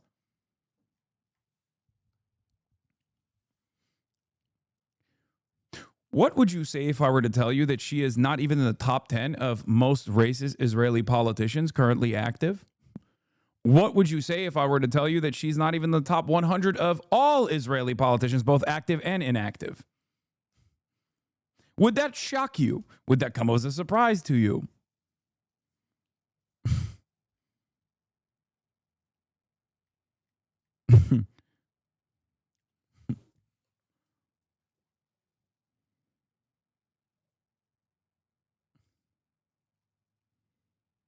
Yeah. This is not even a joke. The seventh most racist Israeli politician, both no longer currently active, literally idolizes Hitler. I forget his name now. That's not even a joke. There are Israeli politicians who have talked about Hitler in a positive way. It is not even a joke. You think I'm joking. I am not joking. Okay? Especially if you think about like the inactive, like former Israeli politicians that directly did actually collaborate with the Nazi party, you know, because the early Zionists were way crazier. Okay. I mean, Netanyahu himself is a Holocaust revisionist. He literally said Hitler didn't want to kill the Jews, which is an abject lie. Okay. Like, that's just insane. These Watch Mojo lists are getting wild. Yeah. If I start, You know what it is? I think some of this shit's so dark yes, that you almost don't want to believe it. exactly. I think that's part of the problem. It's like that- when you say something like that, my initial reaction is like, This is a I conspiracy. don't want to believe it. Not a Yeah. conspiracy. I don't want to believe it because it's like, it's scary how fucked up that would be Yeah. if it was true. You know what I'm saying? Yeah. And that's why I didn't want this interview to saying like, hey guys, you fucked up, you're terrible people. Likud minister fires aide who praised Hitler, wished death on judicial officials. Oh, Ben Gurion described them as primitive, the anti-Mizrahi racism in Israel. The founders of the state, Jews of Ashkenazi origin, raised on European ideas, viewed Oriental Jews as backwards and primitive from the moment they began arriving en masse on Israel's shores. There's also this guy, the former Israeli minister of the Knesset, quotes Hitler while discussing the Gaza war.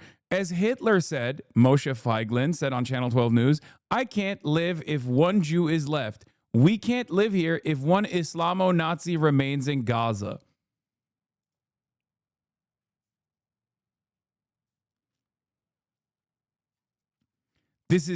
Would it shock you if I were to tell you that this is not the first time that Moshe Feiglin has praised Adolf Hitler? Would it surprise you if I told you that he has a Wikipedia page and one of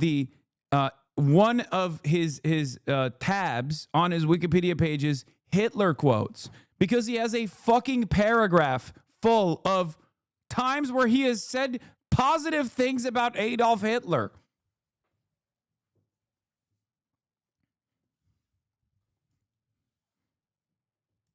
Yeah, look, am I lying? Hitler comments. Controversy and criticism. Hitler comments. He has an entire paragraph dedicated to his Hitler comments.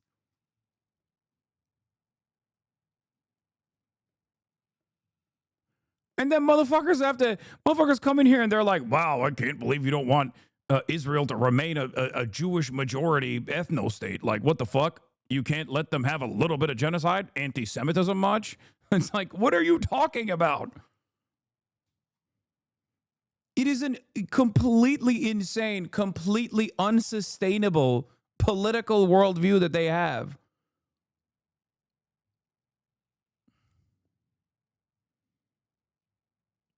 Look what you did. And I didn't want to just chase every single lie that Netanyahu says because it's exhausting. I just wanted you to understand the level of psychopathy that How did Israel get to this point, or was it always like this?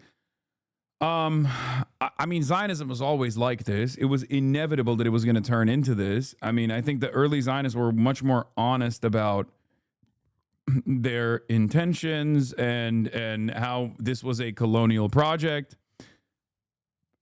I think they're the last, like, I would say there was a period of time, I think after the 6-Day War, where this was like Israel got to revitalize its outlook, like revitalize its PR in the Western world, where there was a moment,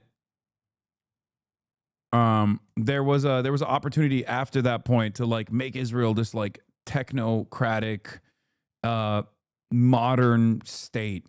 But like, if you go back early enough, there are people who literally were initially on board with the project of Zionism and then very quickly turned around and said, oh, no, this is Nazi shit. What the fuck's going on? One of the people that I'm referencing is famous socialist Albert Einstein, who wrote extensive letters about how what they were doing over there, without having any sort of like binational commitment to living side by side with the Palestinians, was turning into a Nazi project. He was right. He straight up said, I know Nazis. Y'all are behaving like Nazis. This is fucking crazy.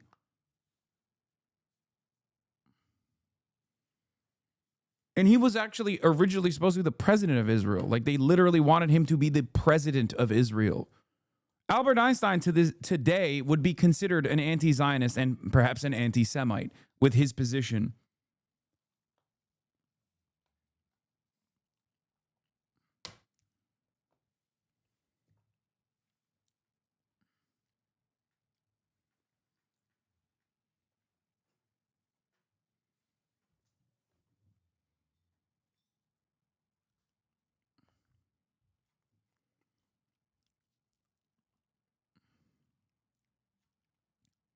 this regime is, right? Because today's starvation, yesterday is killing, tomorrow is going to be something else.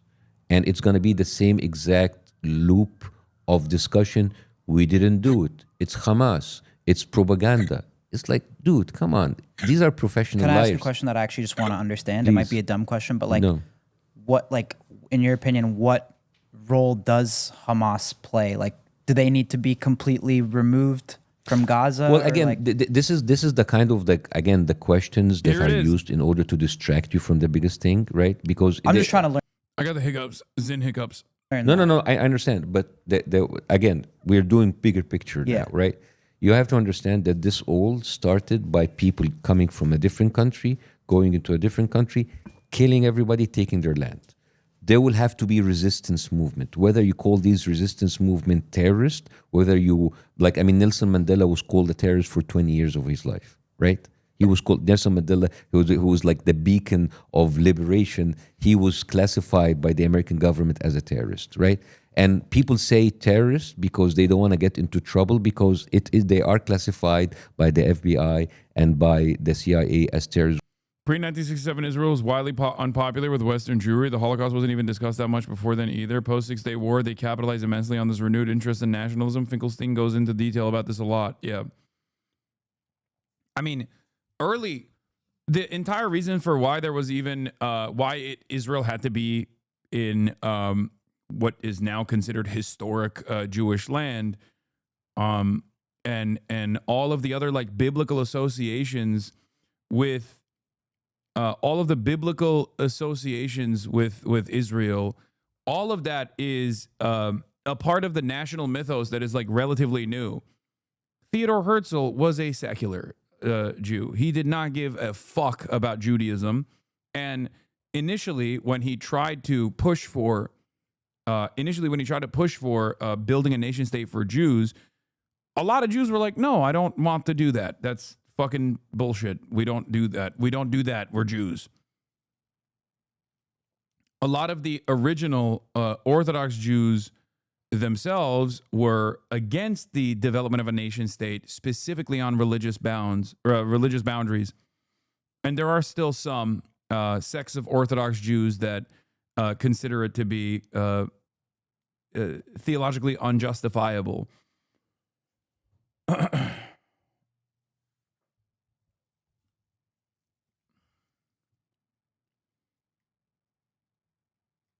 So it's a lot of this stuff. I mean, Israel is a relatively new country.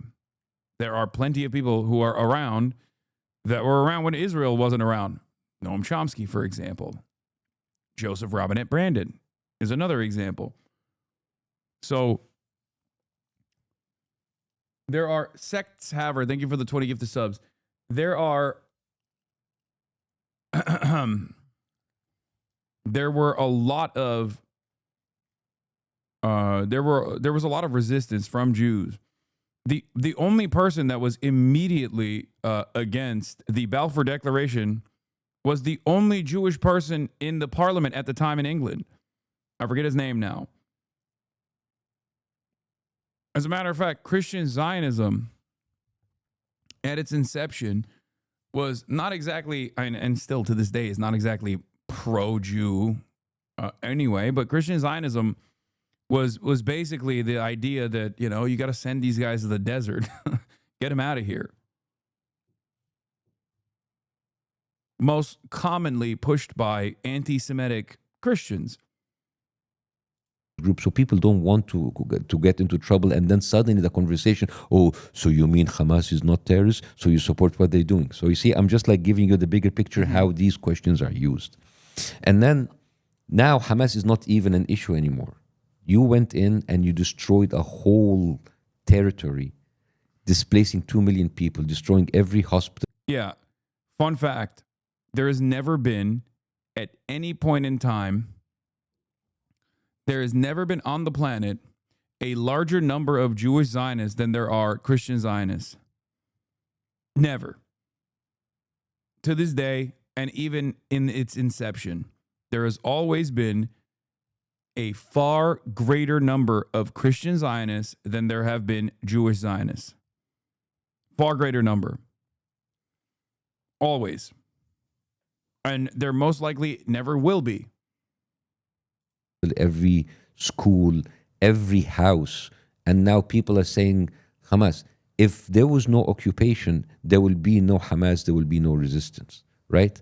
And it's, I find it very funny that Netanyahu have openly admitted that he has emboldened Hamas in order to cause factions inside the Palestinian movement, so they will never have a Palestinian state. And you can Google that as I talk if you want. So Again, purposely causing chaos. yeah, you know, like how you kind of like, you know, finance people and other people in order to they have like an infighting. It's a very common technique, you know, like divide and conquer, you know. So, and this is why I don't want people to get reduced to asking smaller questions. When I just know it's a question everyone asks. no, of course, Yeah. but the bigger question is that you have a genocidal regime using your money to continue with the killing, using your money in order to buy the media to make you continue being ignorant and not knowing what's going on. Yes. Explain this to us more. So, This is interesting. so this is basically for years Netanyahu. This is from the time. What of is what Israel. does it mean by it says Netanyahu propped up Hamas? So basically, they would facilitate them having the stream of money in order to make them stronger and to kill any other liberal opposition or any kind of opposition inside to have like a different representation of the Palestinian people. It's very easy to have your enemy like and paint them as an Islamic terrorist. So you can, instead of trying to have a critical thinking of what's happening, it's like, oh, these are zombies. These are, you know, when you watch a movie of zombies, you don't want to understand about their motives. These are zombies. These are cannibals. These are like terrorists. So you don't spend time in trying to understand the conflict. And Was the eye roll? Because, I mean, it's true. It's far easier to dehumanize a movement that was far easier to dehumanize a movement that is like Islamist in origin, and Hamas is, but that doesn't mean that there aren't like secular forces within Hamas. And that also doesn't mean that like they are oblivious to how they are perceived around the world. They are very aware of how they are perceived around the world. Like, they're not it's not just that like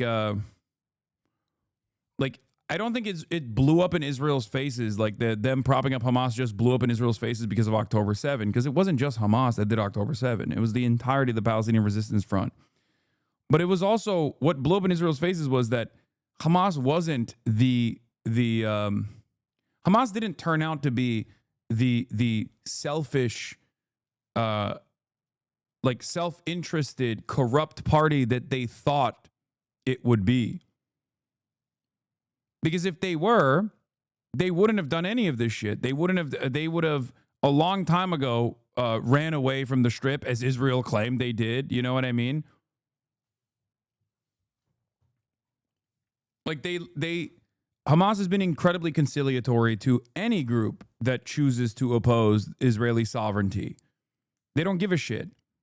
They don't care about the Sunni Shia divide or whatever. Like, they don't give a shit about any of that. Obviously, one of their major backers has always been Iran, which is a Shia country. And not only that, but also they are invested in they are directly invested in the abolition of the Israeli apartheid and creating sovereignty for Palestinians, even if it means that they don't get to hold on to that power.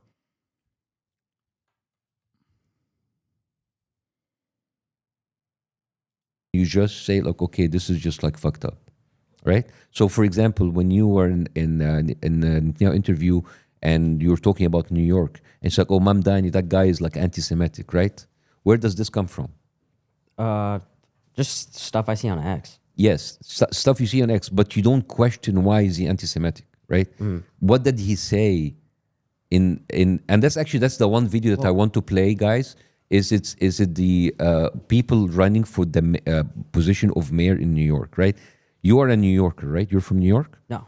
Where are you from? Colorado. Colorado, okay. So let's say you are in New York, right? Okay, you're from Colorado. You want the people running for the governor of the governor of Colorado or the mayor of Denver to represent your interest, right? It would be very weird if people started saying, I'm going to travel to a foreign country as my duties as mayor, right? It doesn't make any sense, right? Right. So can you play this video, guys? I wanted to actually say something about that because I think one of the biggest issues right now is like even that that I made a mistake on is you see one thing posted and no one does a deeper dive. They just believe the first thing they see. Absolutely. And it's flooding the internet. It is like when you say an X, your timeline is very, very, very curated because like basically if you buy enough, if you spend enough money, that's what I'm telling you about Hasbro, right?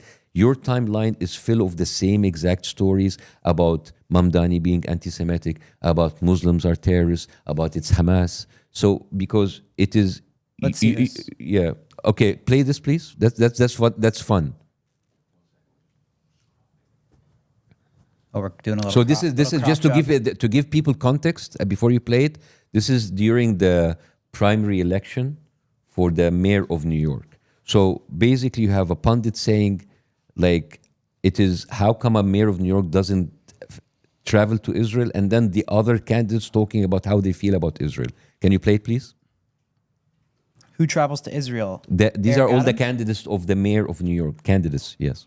Go ahead. Any mayor that can't say they will go to Israel someday as mayor should not be mayor. Where would you go first? The Holy Land. Go to Israel. Fourth trip to Israel. First trip to Israel. Mr. Mamdani. I would stay in New York City. My plans are to address New Yorkers across the 5 boroughs and focus on that. It is so offensive. If you're wondering, This is Unk talk, okay? This is so funny to me because this is literally Unk talk, okay?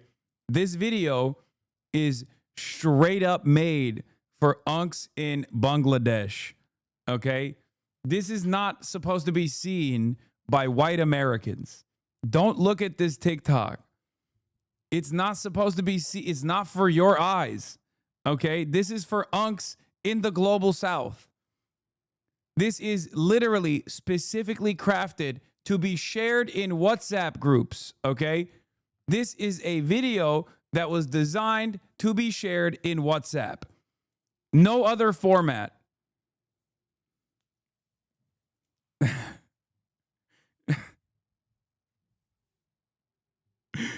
It's for Global South unks to look at that and go, oh, the Zoran guy, he's a good guy.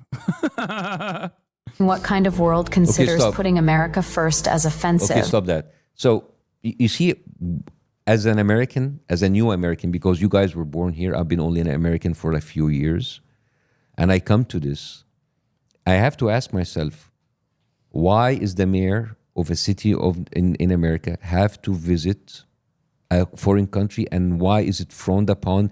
It is offensive if you say, I'm going to stay in the city that I was voted for as mayor to serve its people. You understand the kind of like brainwashing I mean, that here? clip's crazy, yeah. Yeah, I mean, But I don't know what else he stands for. I heard he's like a socialist too. What? Okay, we can discuss about how is a socialist. That's a different discussion. Yeah. And you can That clip's insane. and you can say, I'm not gonna vote for Mamdani because of his economic view. That is quite fair. But No, to it's make not. it a It's not, Bassem. Don't say that. point that he has to visit a foreign country, and if he doesn't, that is enough for disqualifying him, even that's from the discussion. That is Why would crazy. a mayor need to visit a foreign country? Thank you. And why is it like if you say Like that a federal, that's different. But a mayor, if you're staying to serve your people that voted for you, why are you being penalized? And it's offensive not to visit Israel. Why? New York's got enough problems. It's crazy, man. Yeah. It's crazy. I think like he is trying to serve his people, but he's being called anti-Semitic because he doesn't want to go to a foreign country. It's crazy, right? There's got to be other reasons they're saying he's anti-Semitic. I mean, though. like, Correct, Bassem, or not? what? Is there other reasons they say he's anti-Semitic? It can't just be because of that I mean, you clip. tell me. I don't know. I don't know. Why does Steiny think he's anti-Semitic? Apparently he says so.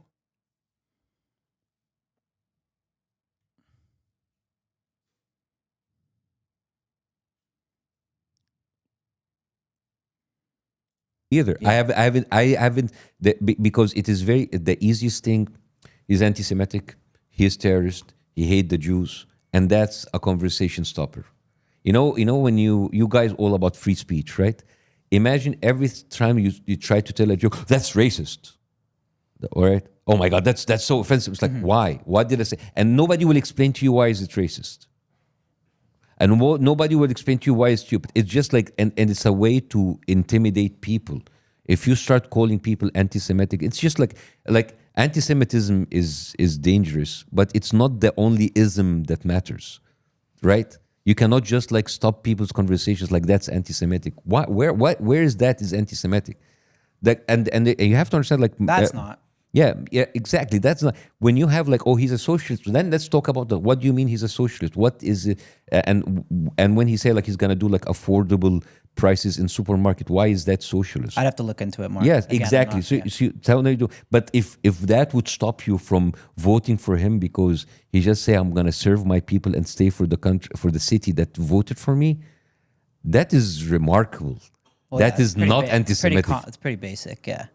Yeah, it's not any. Well, so what do you say? I mean, in Israel, they get healthcare and housing to settle in the West Bank. Yes. So if you're complaining about socialism, you have to address that as Yeah, so you understand, like if you say like socialism is like so people basic almost stuff for like almost for nothing, healthcare and housing and education in Israel, and it's doing that with our money. That is not even socialism. That is like grand theft. You know, like why is my money going there to support the lifestyle of people staying in illegal settlements built on Palestinian land? That is fucking crazy, man. Right? Have you heard about something called Friends for the IDF? Friends? Friends of the IDF. No. So Friends of the IDF it's a very interesting piece of information. It is one of their biggest leaders is Haim Sabban, who is like a Jewish American who was in Egypt, by the way. He immigrated from Alexandria, and he settled in the United States. That guy is so huge in the Hollywood business. That guy owns the franchise for Power Rangers, Teenage Mutant Ninja Turtles. He produced so many movies for Arnold Schwarzenegger and Sylvester Stallone. That guy is big. You know that. Well, yeah. If you own Mutant Ninja Turtles and Power Rangers, No, he's huge, man. Do you know that the big museum for the Oscars in Fairfax, like that's He's talking about Haim Saban. Haim Saban is the Democrat Party's Sheldon Adelson, almost singularly focused on ensuring that as a major donor, Democrats stay consistent on Israel. Sheldon Adelson's role as a major donor to the Republicans was that, and also, their own personal financial interests as well. Called the Saban building, right? That's how big this guy is. This guy is famously known for a very famous saying. He said, "I'm a one-issue guy, and my issue is Israel." Yeah, I was about to say, you can't even say that's anti-Semitic. He literally said it, okay? Like, this is like Jonathan Pollard being like, every Jew has dual loyalty. It's not true, but Jonathan Pollard did say that, okay? And it's like Haim Saban also literally said that. He's like, I'm a single issue guy. I love Israel. I only care about Israel. Shut the fuck up. America, Israel, right? Now, every single year, he throws a gala dinner for something called Friends for the IDF. And like celebrities like Sylvester Stallone and Arnold Schwarzenegger and Gerard Butler come there, Ashton Kutcher, and they come there and they raise somewhere between $70 and $100 million per night, tax exempt. So this is money that should have gone to charity in the United States, but it goes to a quote unquote charity to help veterans of the IDF having like better healthcare, having better education, having like better retirement plan. I mean, what the fuck? I mean, like you are actually doing tax write-off for celebrities who lived and got their money inside America. Here's Nancy Pelosi besides Zionist billionaire Haim Saban declaring that if the Capitol crumbled to the ground, Congress would still fork weapons over to Israel. We don't need the FBI to tell us she's a vehicle for foreign malign influence. I have said to people when they ask me, if this Capitol crumbled to the ground, the one thing that would remain is our commitment to our aid. And I don't even call it aid, our cooperation with Israel. That's fundamental. I mean, come on, dude.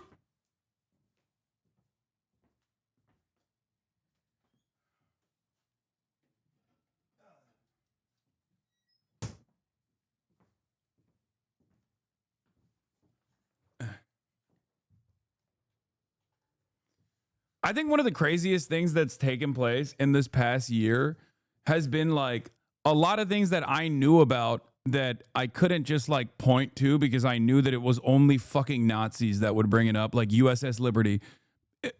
5 years ago, if someone was like, do you know about the USS Liberty?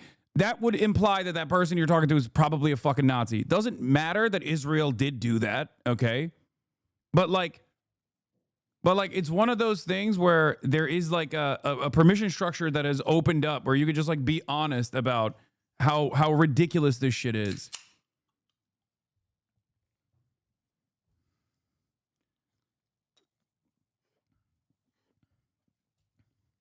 That's flawed logic. It doesn't matter. Human beings are not logical. Okay? They respond to stimuli. Some things you can say, some things you can't, even if it's fucking truthful.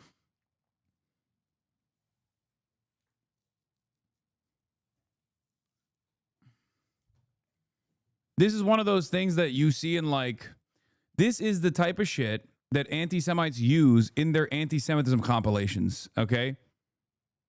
Like this, just by virtue of like how 14p this video is probably in a compilation where then they'll interlace it with like some fucking rabid Kahanists that are talking about how like the goy are cattle or some shit to be like, see, this is what they think of this is what they think of Christians. You know what I mean? It's like, that's usually what you would normally see this kind of footage interlace with. Okay?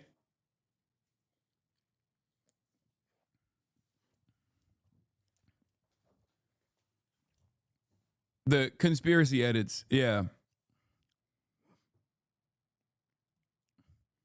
Yeah, as Felix consistently says, one of the funniest things that Nazis think is happening is that they assume that like the ultra-Orthodox community in New York is like the secret power brokers. They're not, okay? They don't even go to school, dog. They're not the secret power brokers, okay? That's not. He says they can't even do crack without scrutiny. Yeah, people being like, oh my God, they got tunnel systems. They got the Chabad tunnels. Like, yeah, dude, let him smoke crack, okay? Let him smoke crack in the tunnels. That's what the tunnels are for.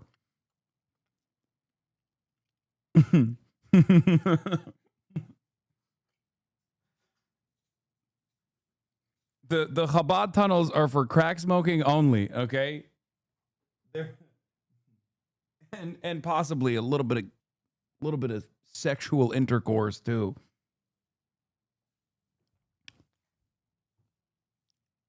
I have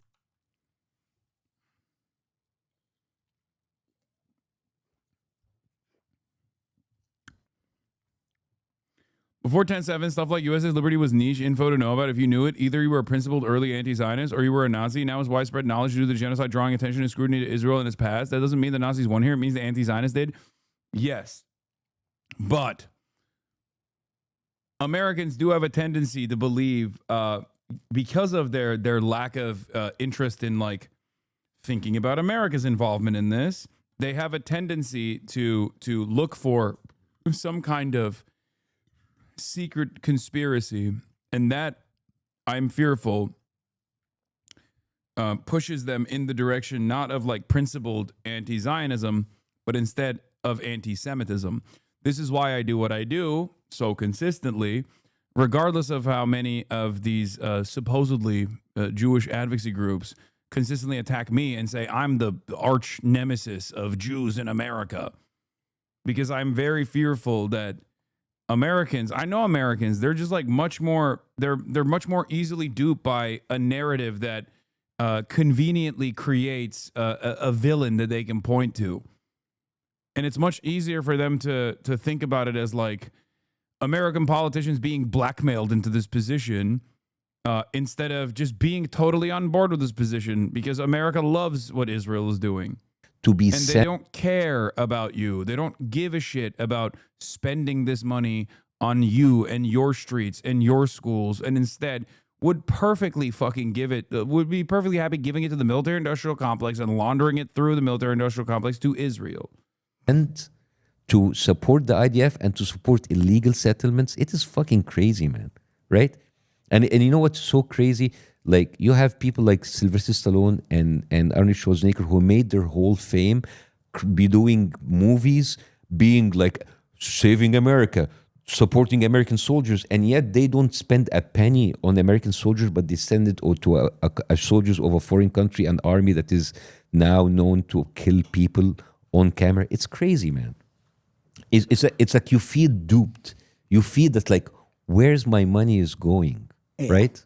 Well, a lot of Americans I see on the internet now are, really turning on Israel. I think people are really fed up with it. I mean, they don't like how we're sending money to Ukraine, and they don't like how we're sending money to Israel. It's kind of the same thing, right? Like, why are we sending our tax money to other countries? Yeah, but you, first of all, you're sending far more money than Israel, and second of all, like, at least like, I don't like actually sending money to Ukraine too, but at least like, all right, you're sending it to Ukraine because they're standing against like a nuclear power like Russia, but like, you are sending money to Israel to kill civilians. There's the equivalent of 6 Hiroshima bombs that were actually dropped in Gaza since the beginning of war. The equivalent, the amount of explosive power.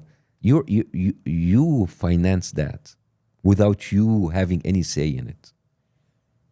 If this is not theft, I don't know what it is. So again, I'm trying to explain to you the anger that was directed against you far exceeds the fact that you just platform Netanyahu. You're basically siding with everything that this country stands for. And many influencers like you who are having a huge platform are being used every day with these free trips to Israel in order to put makeup on a fucking genocidal regime, and in the same time, you like getting the most racist tropes for Palestinians inside. I mean, that video, guys, that you did, it has 7.5 million views on YouTube. Even if October 7th didn't happen, you unknowingly were used as a part to launder their propaganda and give people, and just like go into their heads and just like plant these horrible images about Palestinians. So people's like, oh, there's like a bunch of people staying in tents. It's okay to kill them. So you understand? No, I'm just trying to digest it, Yeah. to be honest. Yeah, well, there's a lot to digest. Yeah, so it's Fuck.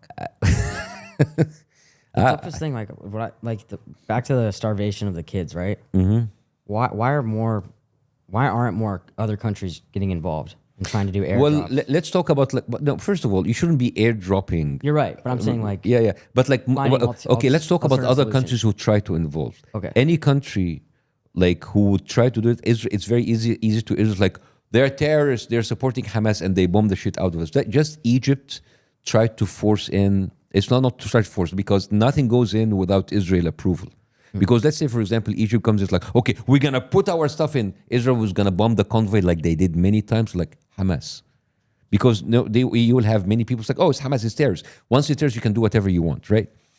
And the fact that like other countries are trying and cannot do anything, it just tells you how much of a fucking bully this country is.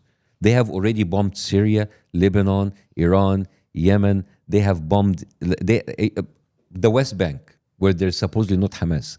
They have killed like thousands of people there and have already like have put 15,000 people in jail in the West Bank.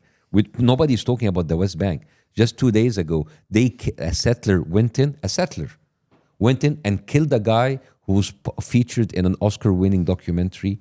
And then the IDF came and they intimidated the rest of that guy's family. You understand? This is happening on a daily basis. Imagine being a Palestinian, waking up, having like a settler who came from New York and just taking your house, kicking your people out. And if you stand against them, you kill them.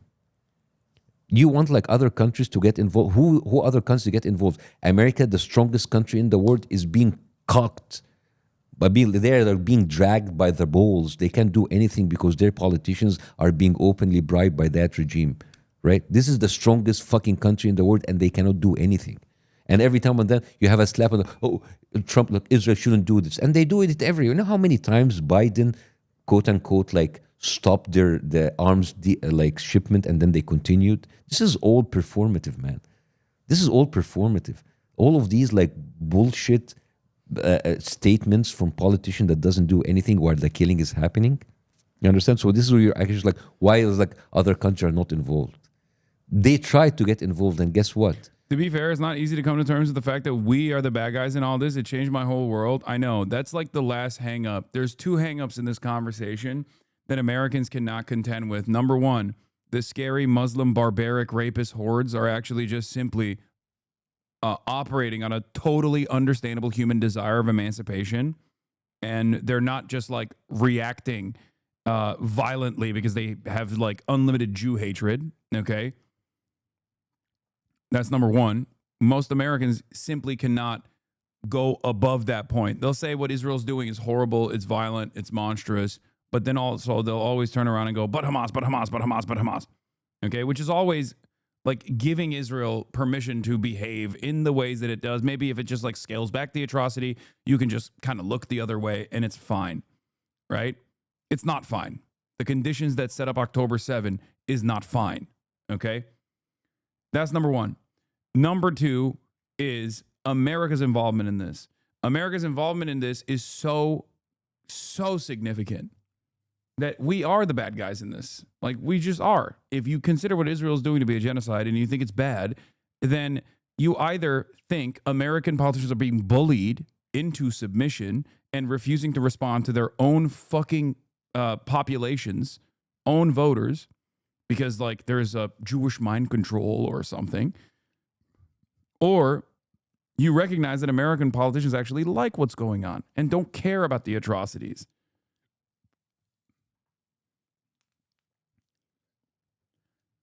I'm a believer in the second thing, not the first. I don't think it's a secret Jewish mind control or Jewish blackmail or anything like that. Jew this, Jew that. Okay? No. I think it's America's own personal investment in the region and how much of a formative role Israel plays in that design. Have they allowed Israel to basically take over and direct American foreign policy in the Middle East? Absolutely.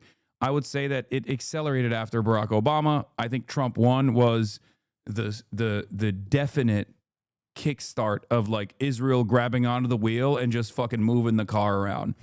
Because people point to like George W. Bush, neocons, certainly, right? That was a lot of Israeli influence. There was a scale back from that in the Obama administration. But of course, our commitment to Israel was still solid, make no mistake. But Donald Trump accelerated that process so dramatically. Like, I think previous Republican and Democrat administrations would have most likely pulled the plug on all of this a long time ago. Not even for, how are you so sure there isn't any blackmail element to this?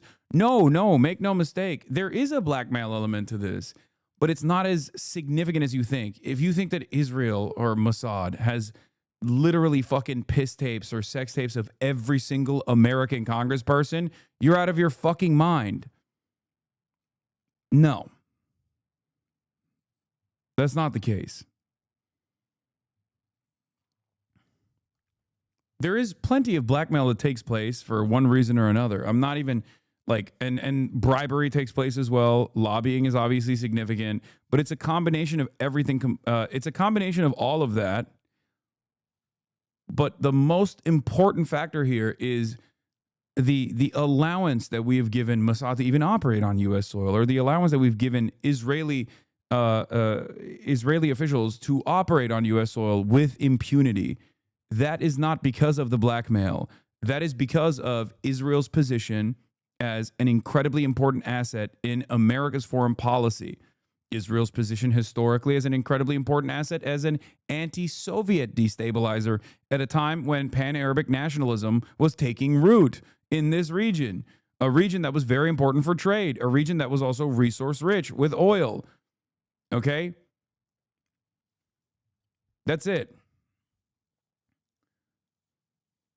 If Israel as a unsinkable aircraft carrier in a resource rich region was not such an important part of America's initiative for the resource that runs the planet, okay, then we would not have allowed the Israeli espionage agencies to like even operate inside of America, or we would not have allowed Israel to have a sophisticated propaganda network that operates with no repercussions, with no pushback whatsoever on U.S. soil and in the Western world in general. That's it. I've said this before with the NRA. People love to point to the NRA to say that the NRA is the most powerful lobby in America. It's like the NRA is the reason why we have, no gun control. It's like there's truth to this, for sure. The NRA, first and foremost, is interested in conveying the profit incentives that the gun manufacturers have, and making sure that American politicians never step out of line. However,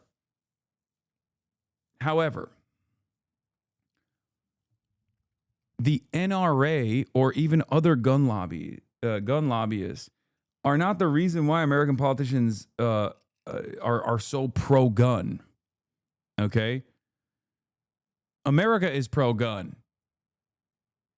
And therefore, the NRA is there to kick in with donations in times of importance when politicians feel like they have to respond, like in the aftermath of Sandy Hook.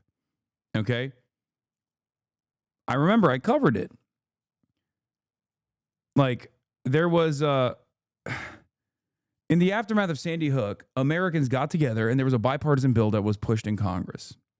Okay, it was, I think, Mike Crapo and the other guy, I forget who it is.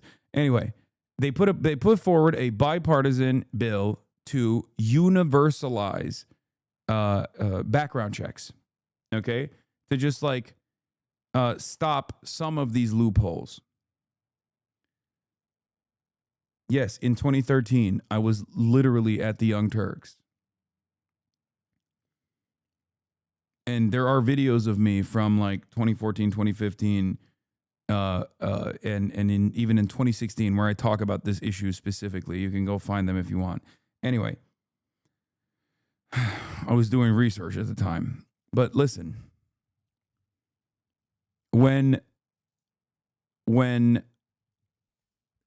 Sandy Hook happened, people were shocked. Okay? People were horrified. It was the closest that we ever got to any sort of reasonable gun control, or at least like moving in the direction of reasonable gun control. There was a bipartisan bill that was put forward that was supposed to expand background checks and close some of these loopholes for background checks. There was a lot of appetite for this amongst the population. Even NRA card-carrying members themselves wanted an expansion on background checks. But the NRA, with all of its money, went to every single congressperson and told them, do not vote for this bill. That's what lobbying is there for. At times when the public gets very angry about a particular thing and demands change, and politicians are forced to respond to it, but then lobbyists come in and say, don't do that. You're not supposed to do that. You can't do that. We gave you a lot of money. That's what lobbying is there for. It's there for that. It's there for writing legislation because politicians are lazy. They don't want to write it themselves. It's there for reading the legislation, you know. It's there to add additional provisions to legislation, like sneak it in. It's not universally there to like hypnotize politicians. And AIPAC works in a similar way.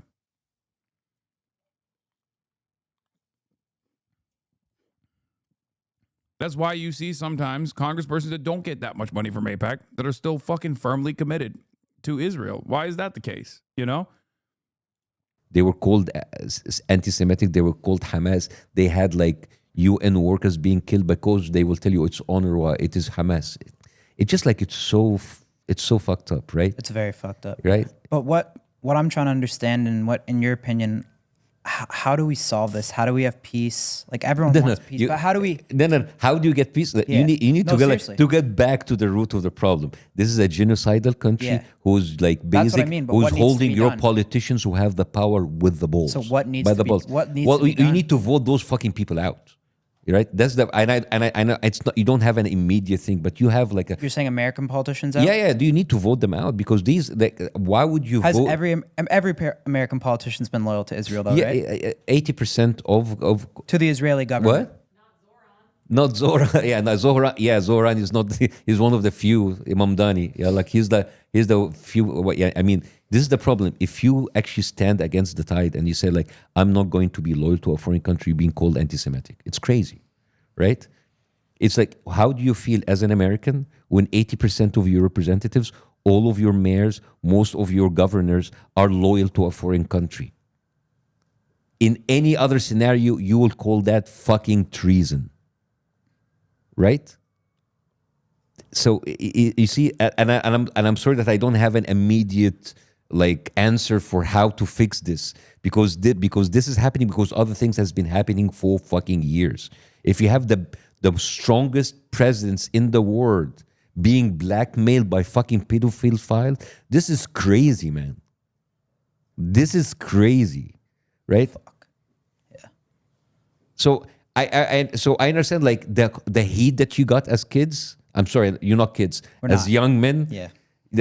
Like at least you are like, but you are not an American politician who have been paid to be a fucking traitor. Your biggest mistake that you were not prepared, that you were not informed, and you didn't do enough effort in order to inform yourself. That's a big mistake. But I honestly, this dwarfs next to the fucking daily treason that we see with American politicians that allows this to happen, that goes into the media and launder Israeli crimes.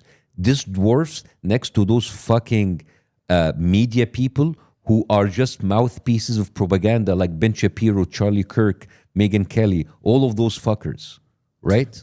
These are like 100% propaganda pieces for a foreign country.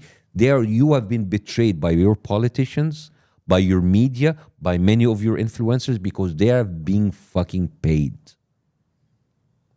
right? So as much of a stupid stuff that you have done, for me, in my book, you guys, like, at least you are now seeing what you're happening and you're trying to make sense out of it and you're trying to educate yourself. And I hope that after this, that you would go on. I don't want you to say like, oh, we're going to go back and doing stupid shit. Guys, you need to be more involved, at least educated, right? Yeah.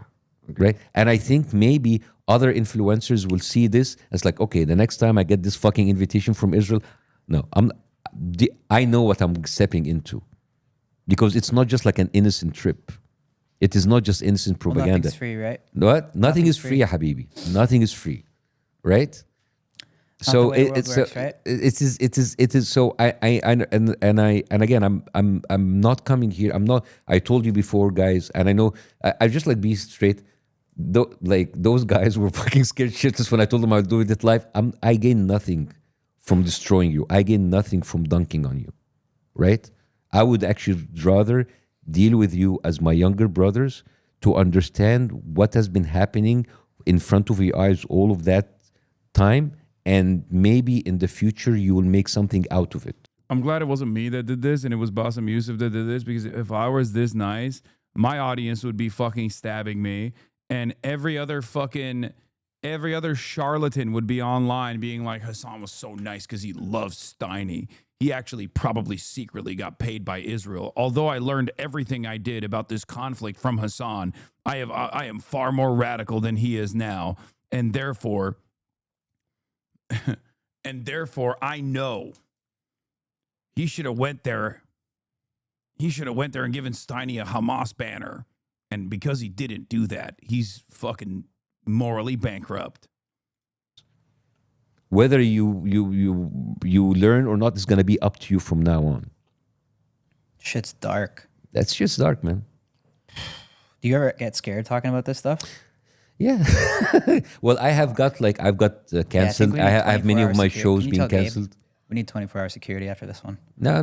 Good. It's just know which is crazy. Also, you are American. You're Canadian, and you're living in the West with the free world, the freest country in the world, and you have to worry about speaking about a foreign country. It's crazy, man. It's dark. And listen, I need to address this because, like, I was already harder than I feel for you, Bassem was to them, and people were still like, you're not being mean enough. Right.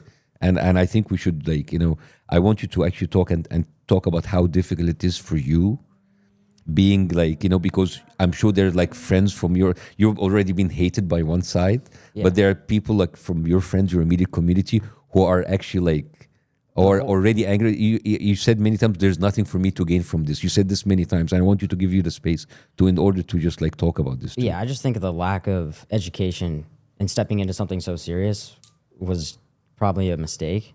Yeah, it was. I mean, even since the Netanyahu interview, like just the amount of stuff I've tried to consume, like it really drains.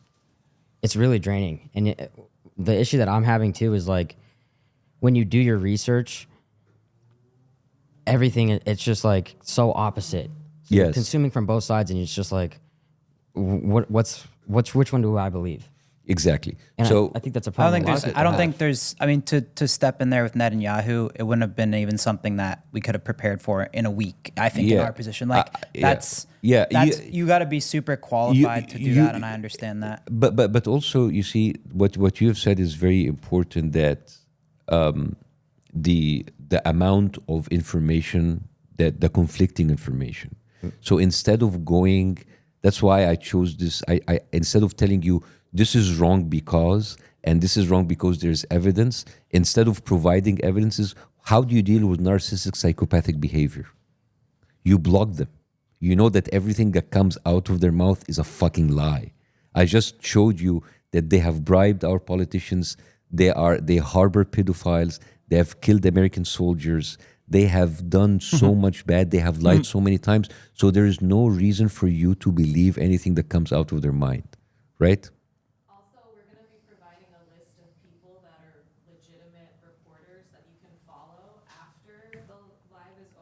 Okay, let me say this in the mic. So in order to provide this, and I think this is something that you can actually help in. They're going to be a button or a click for people having sources. Are we gonna have it in the description? Yeah, yeah, All right, we're gonna put it in the description. including Jewish historians, Israeli historians, so people don't say they're biased. Who talk actually about the conflict and what Israel have done to those people from a Jewish point of view who were fair, right? So you wouldn't say like, oh, just like the Arabs like doing. It's not Hamas propaganda, right? Yeah, because no matter what, when you're Arab or you're Muslim, like you're biased. This was really funny. Hen Mazik post, horrific. An FSU student was attacked at the gym for wearing an IDF shirt. A Jewish student at Florida State University was just working out when a woman saw his IDF shirt and snapped. She screamed in his face, called him a murderer, and got physically aggressive before getting kicked out. This is Jewish life on campus. School is where students should focus on their education and growth, not be constantly on guard to avoid becoming the next victim of a hate crime. It's a hate crime because I'm wearing a SS uniform to the gym. Oh my God. Fuck Israel, free Palestine, put it on fucking Barstool FSU. I really don't give a fuck. You're an ignorant fucking son of a bitch. Fuck Israel. Look how scared he got.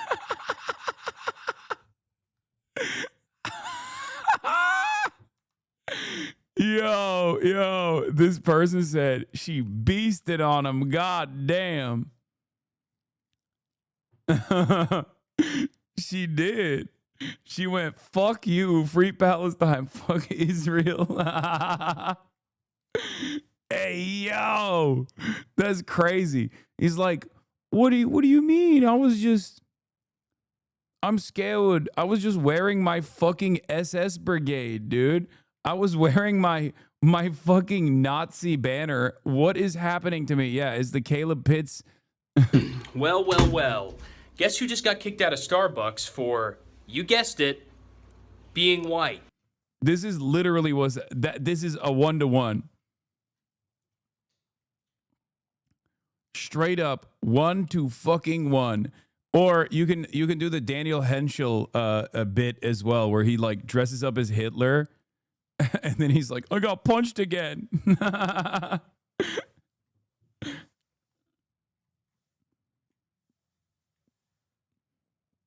Top responses. That's a terrorist organization that protests for the right to rape people, shoots people waiting in line for food, and targets refugee camps.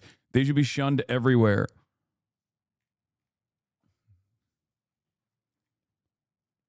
Yeah. It's so funny. Fuck Israel, free Palestine, put it on fucking Barstool FSU. I really don't give a fuck. You're an ignorant fucking son of a bitch.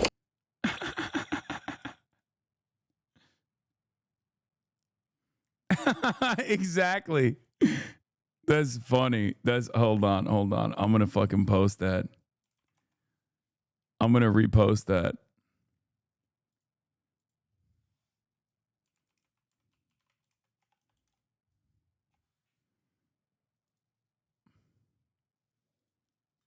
I'm gonna repost Hen Mazik for the first time ever.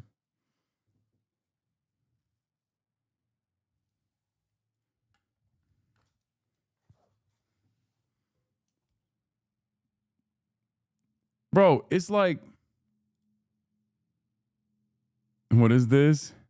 Y'all, I'm sorry. I thought I could do Joker Hitler today, but I can't. I thought I was better, but I'm not. I feel so scared and alone.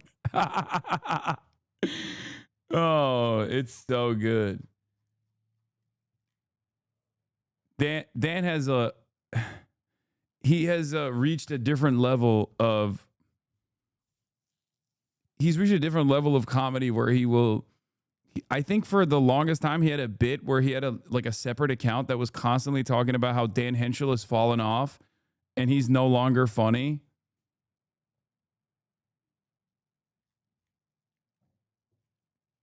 Kodal Top, thank you for the 20 gifted. I go to FSU, they instantly suspended the girl from campus and are looking into criminal charges. I mean, of course. What did Randy Fine say? That he wants to eat her?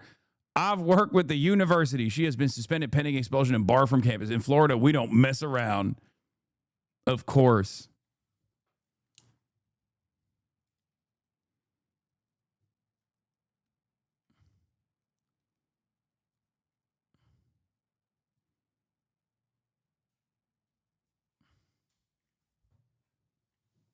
Like, this isn't like that one dude who was doing the fuck all Jews shit at the Barstool at the Barstool bar in Philadelphia. Like, this is a person that's kind of valid, You're at the fucking gym literally repping IDF merch.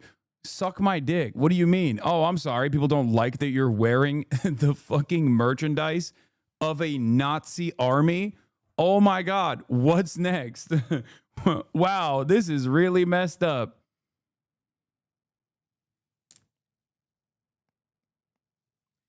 This is really messed up. They're coming after me, a 20-year-old Rear Admiral General of the IDF.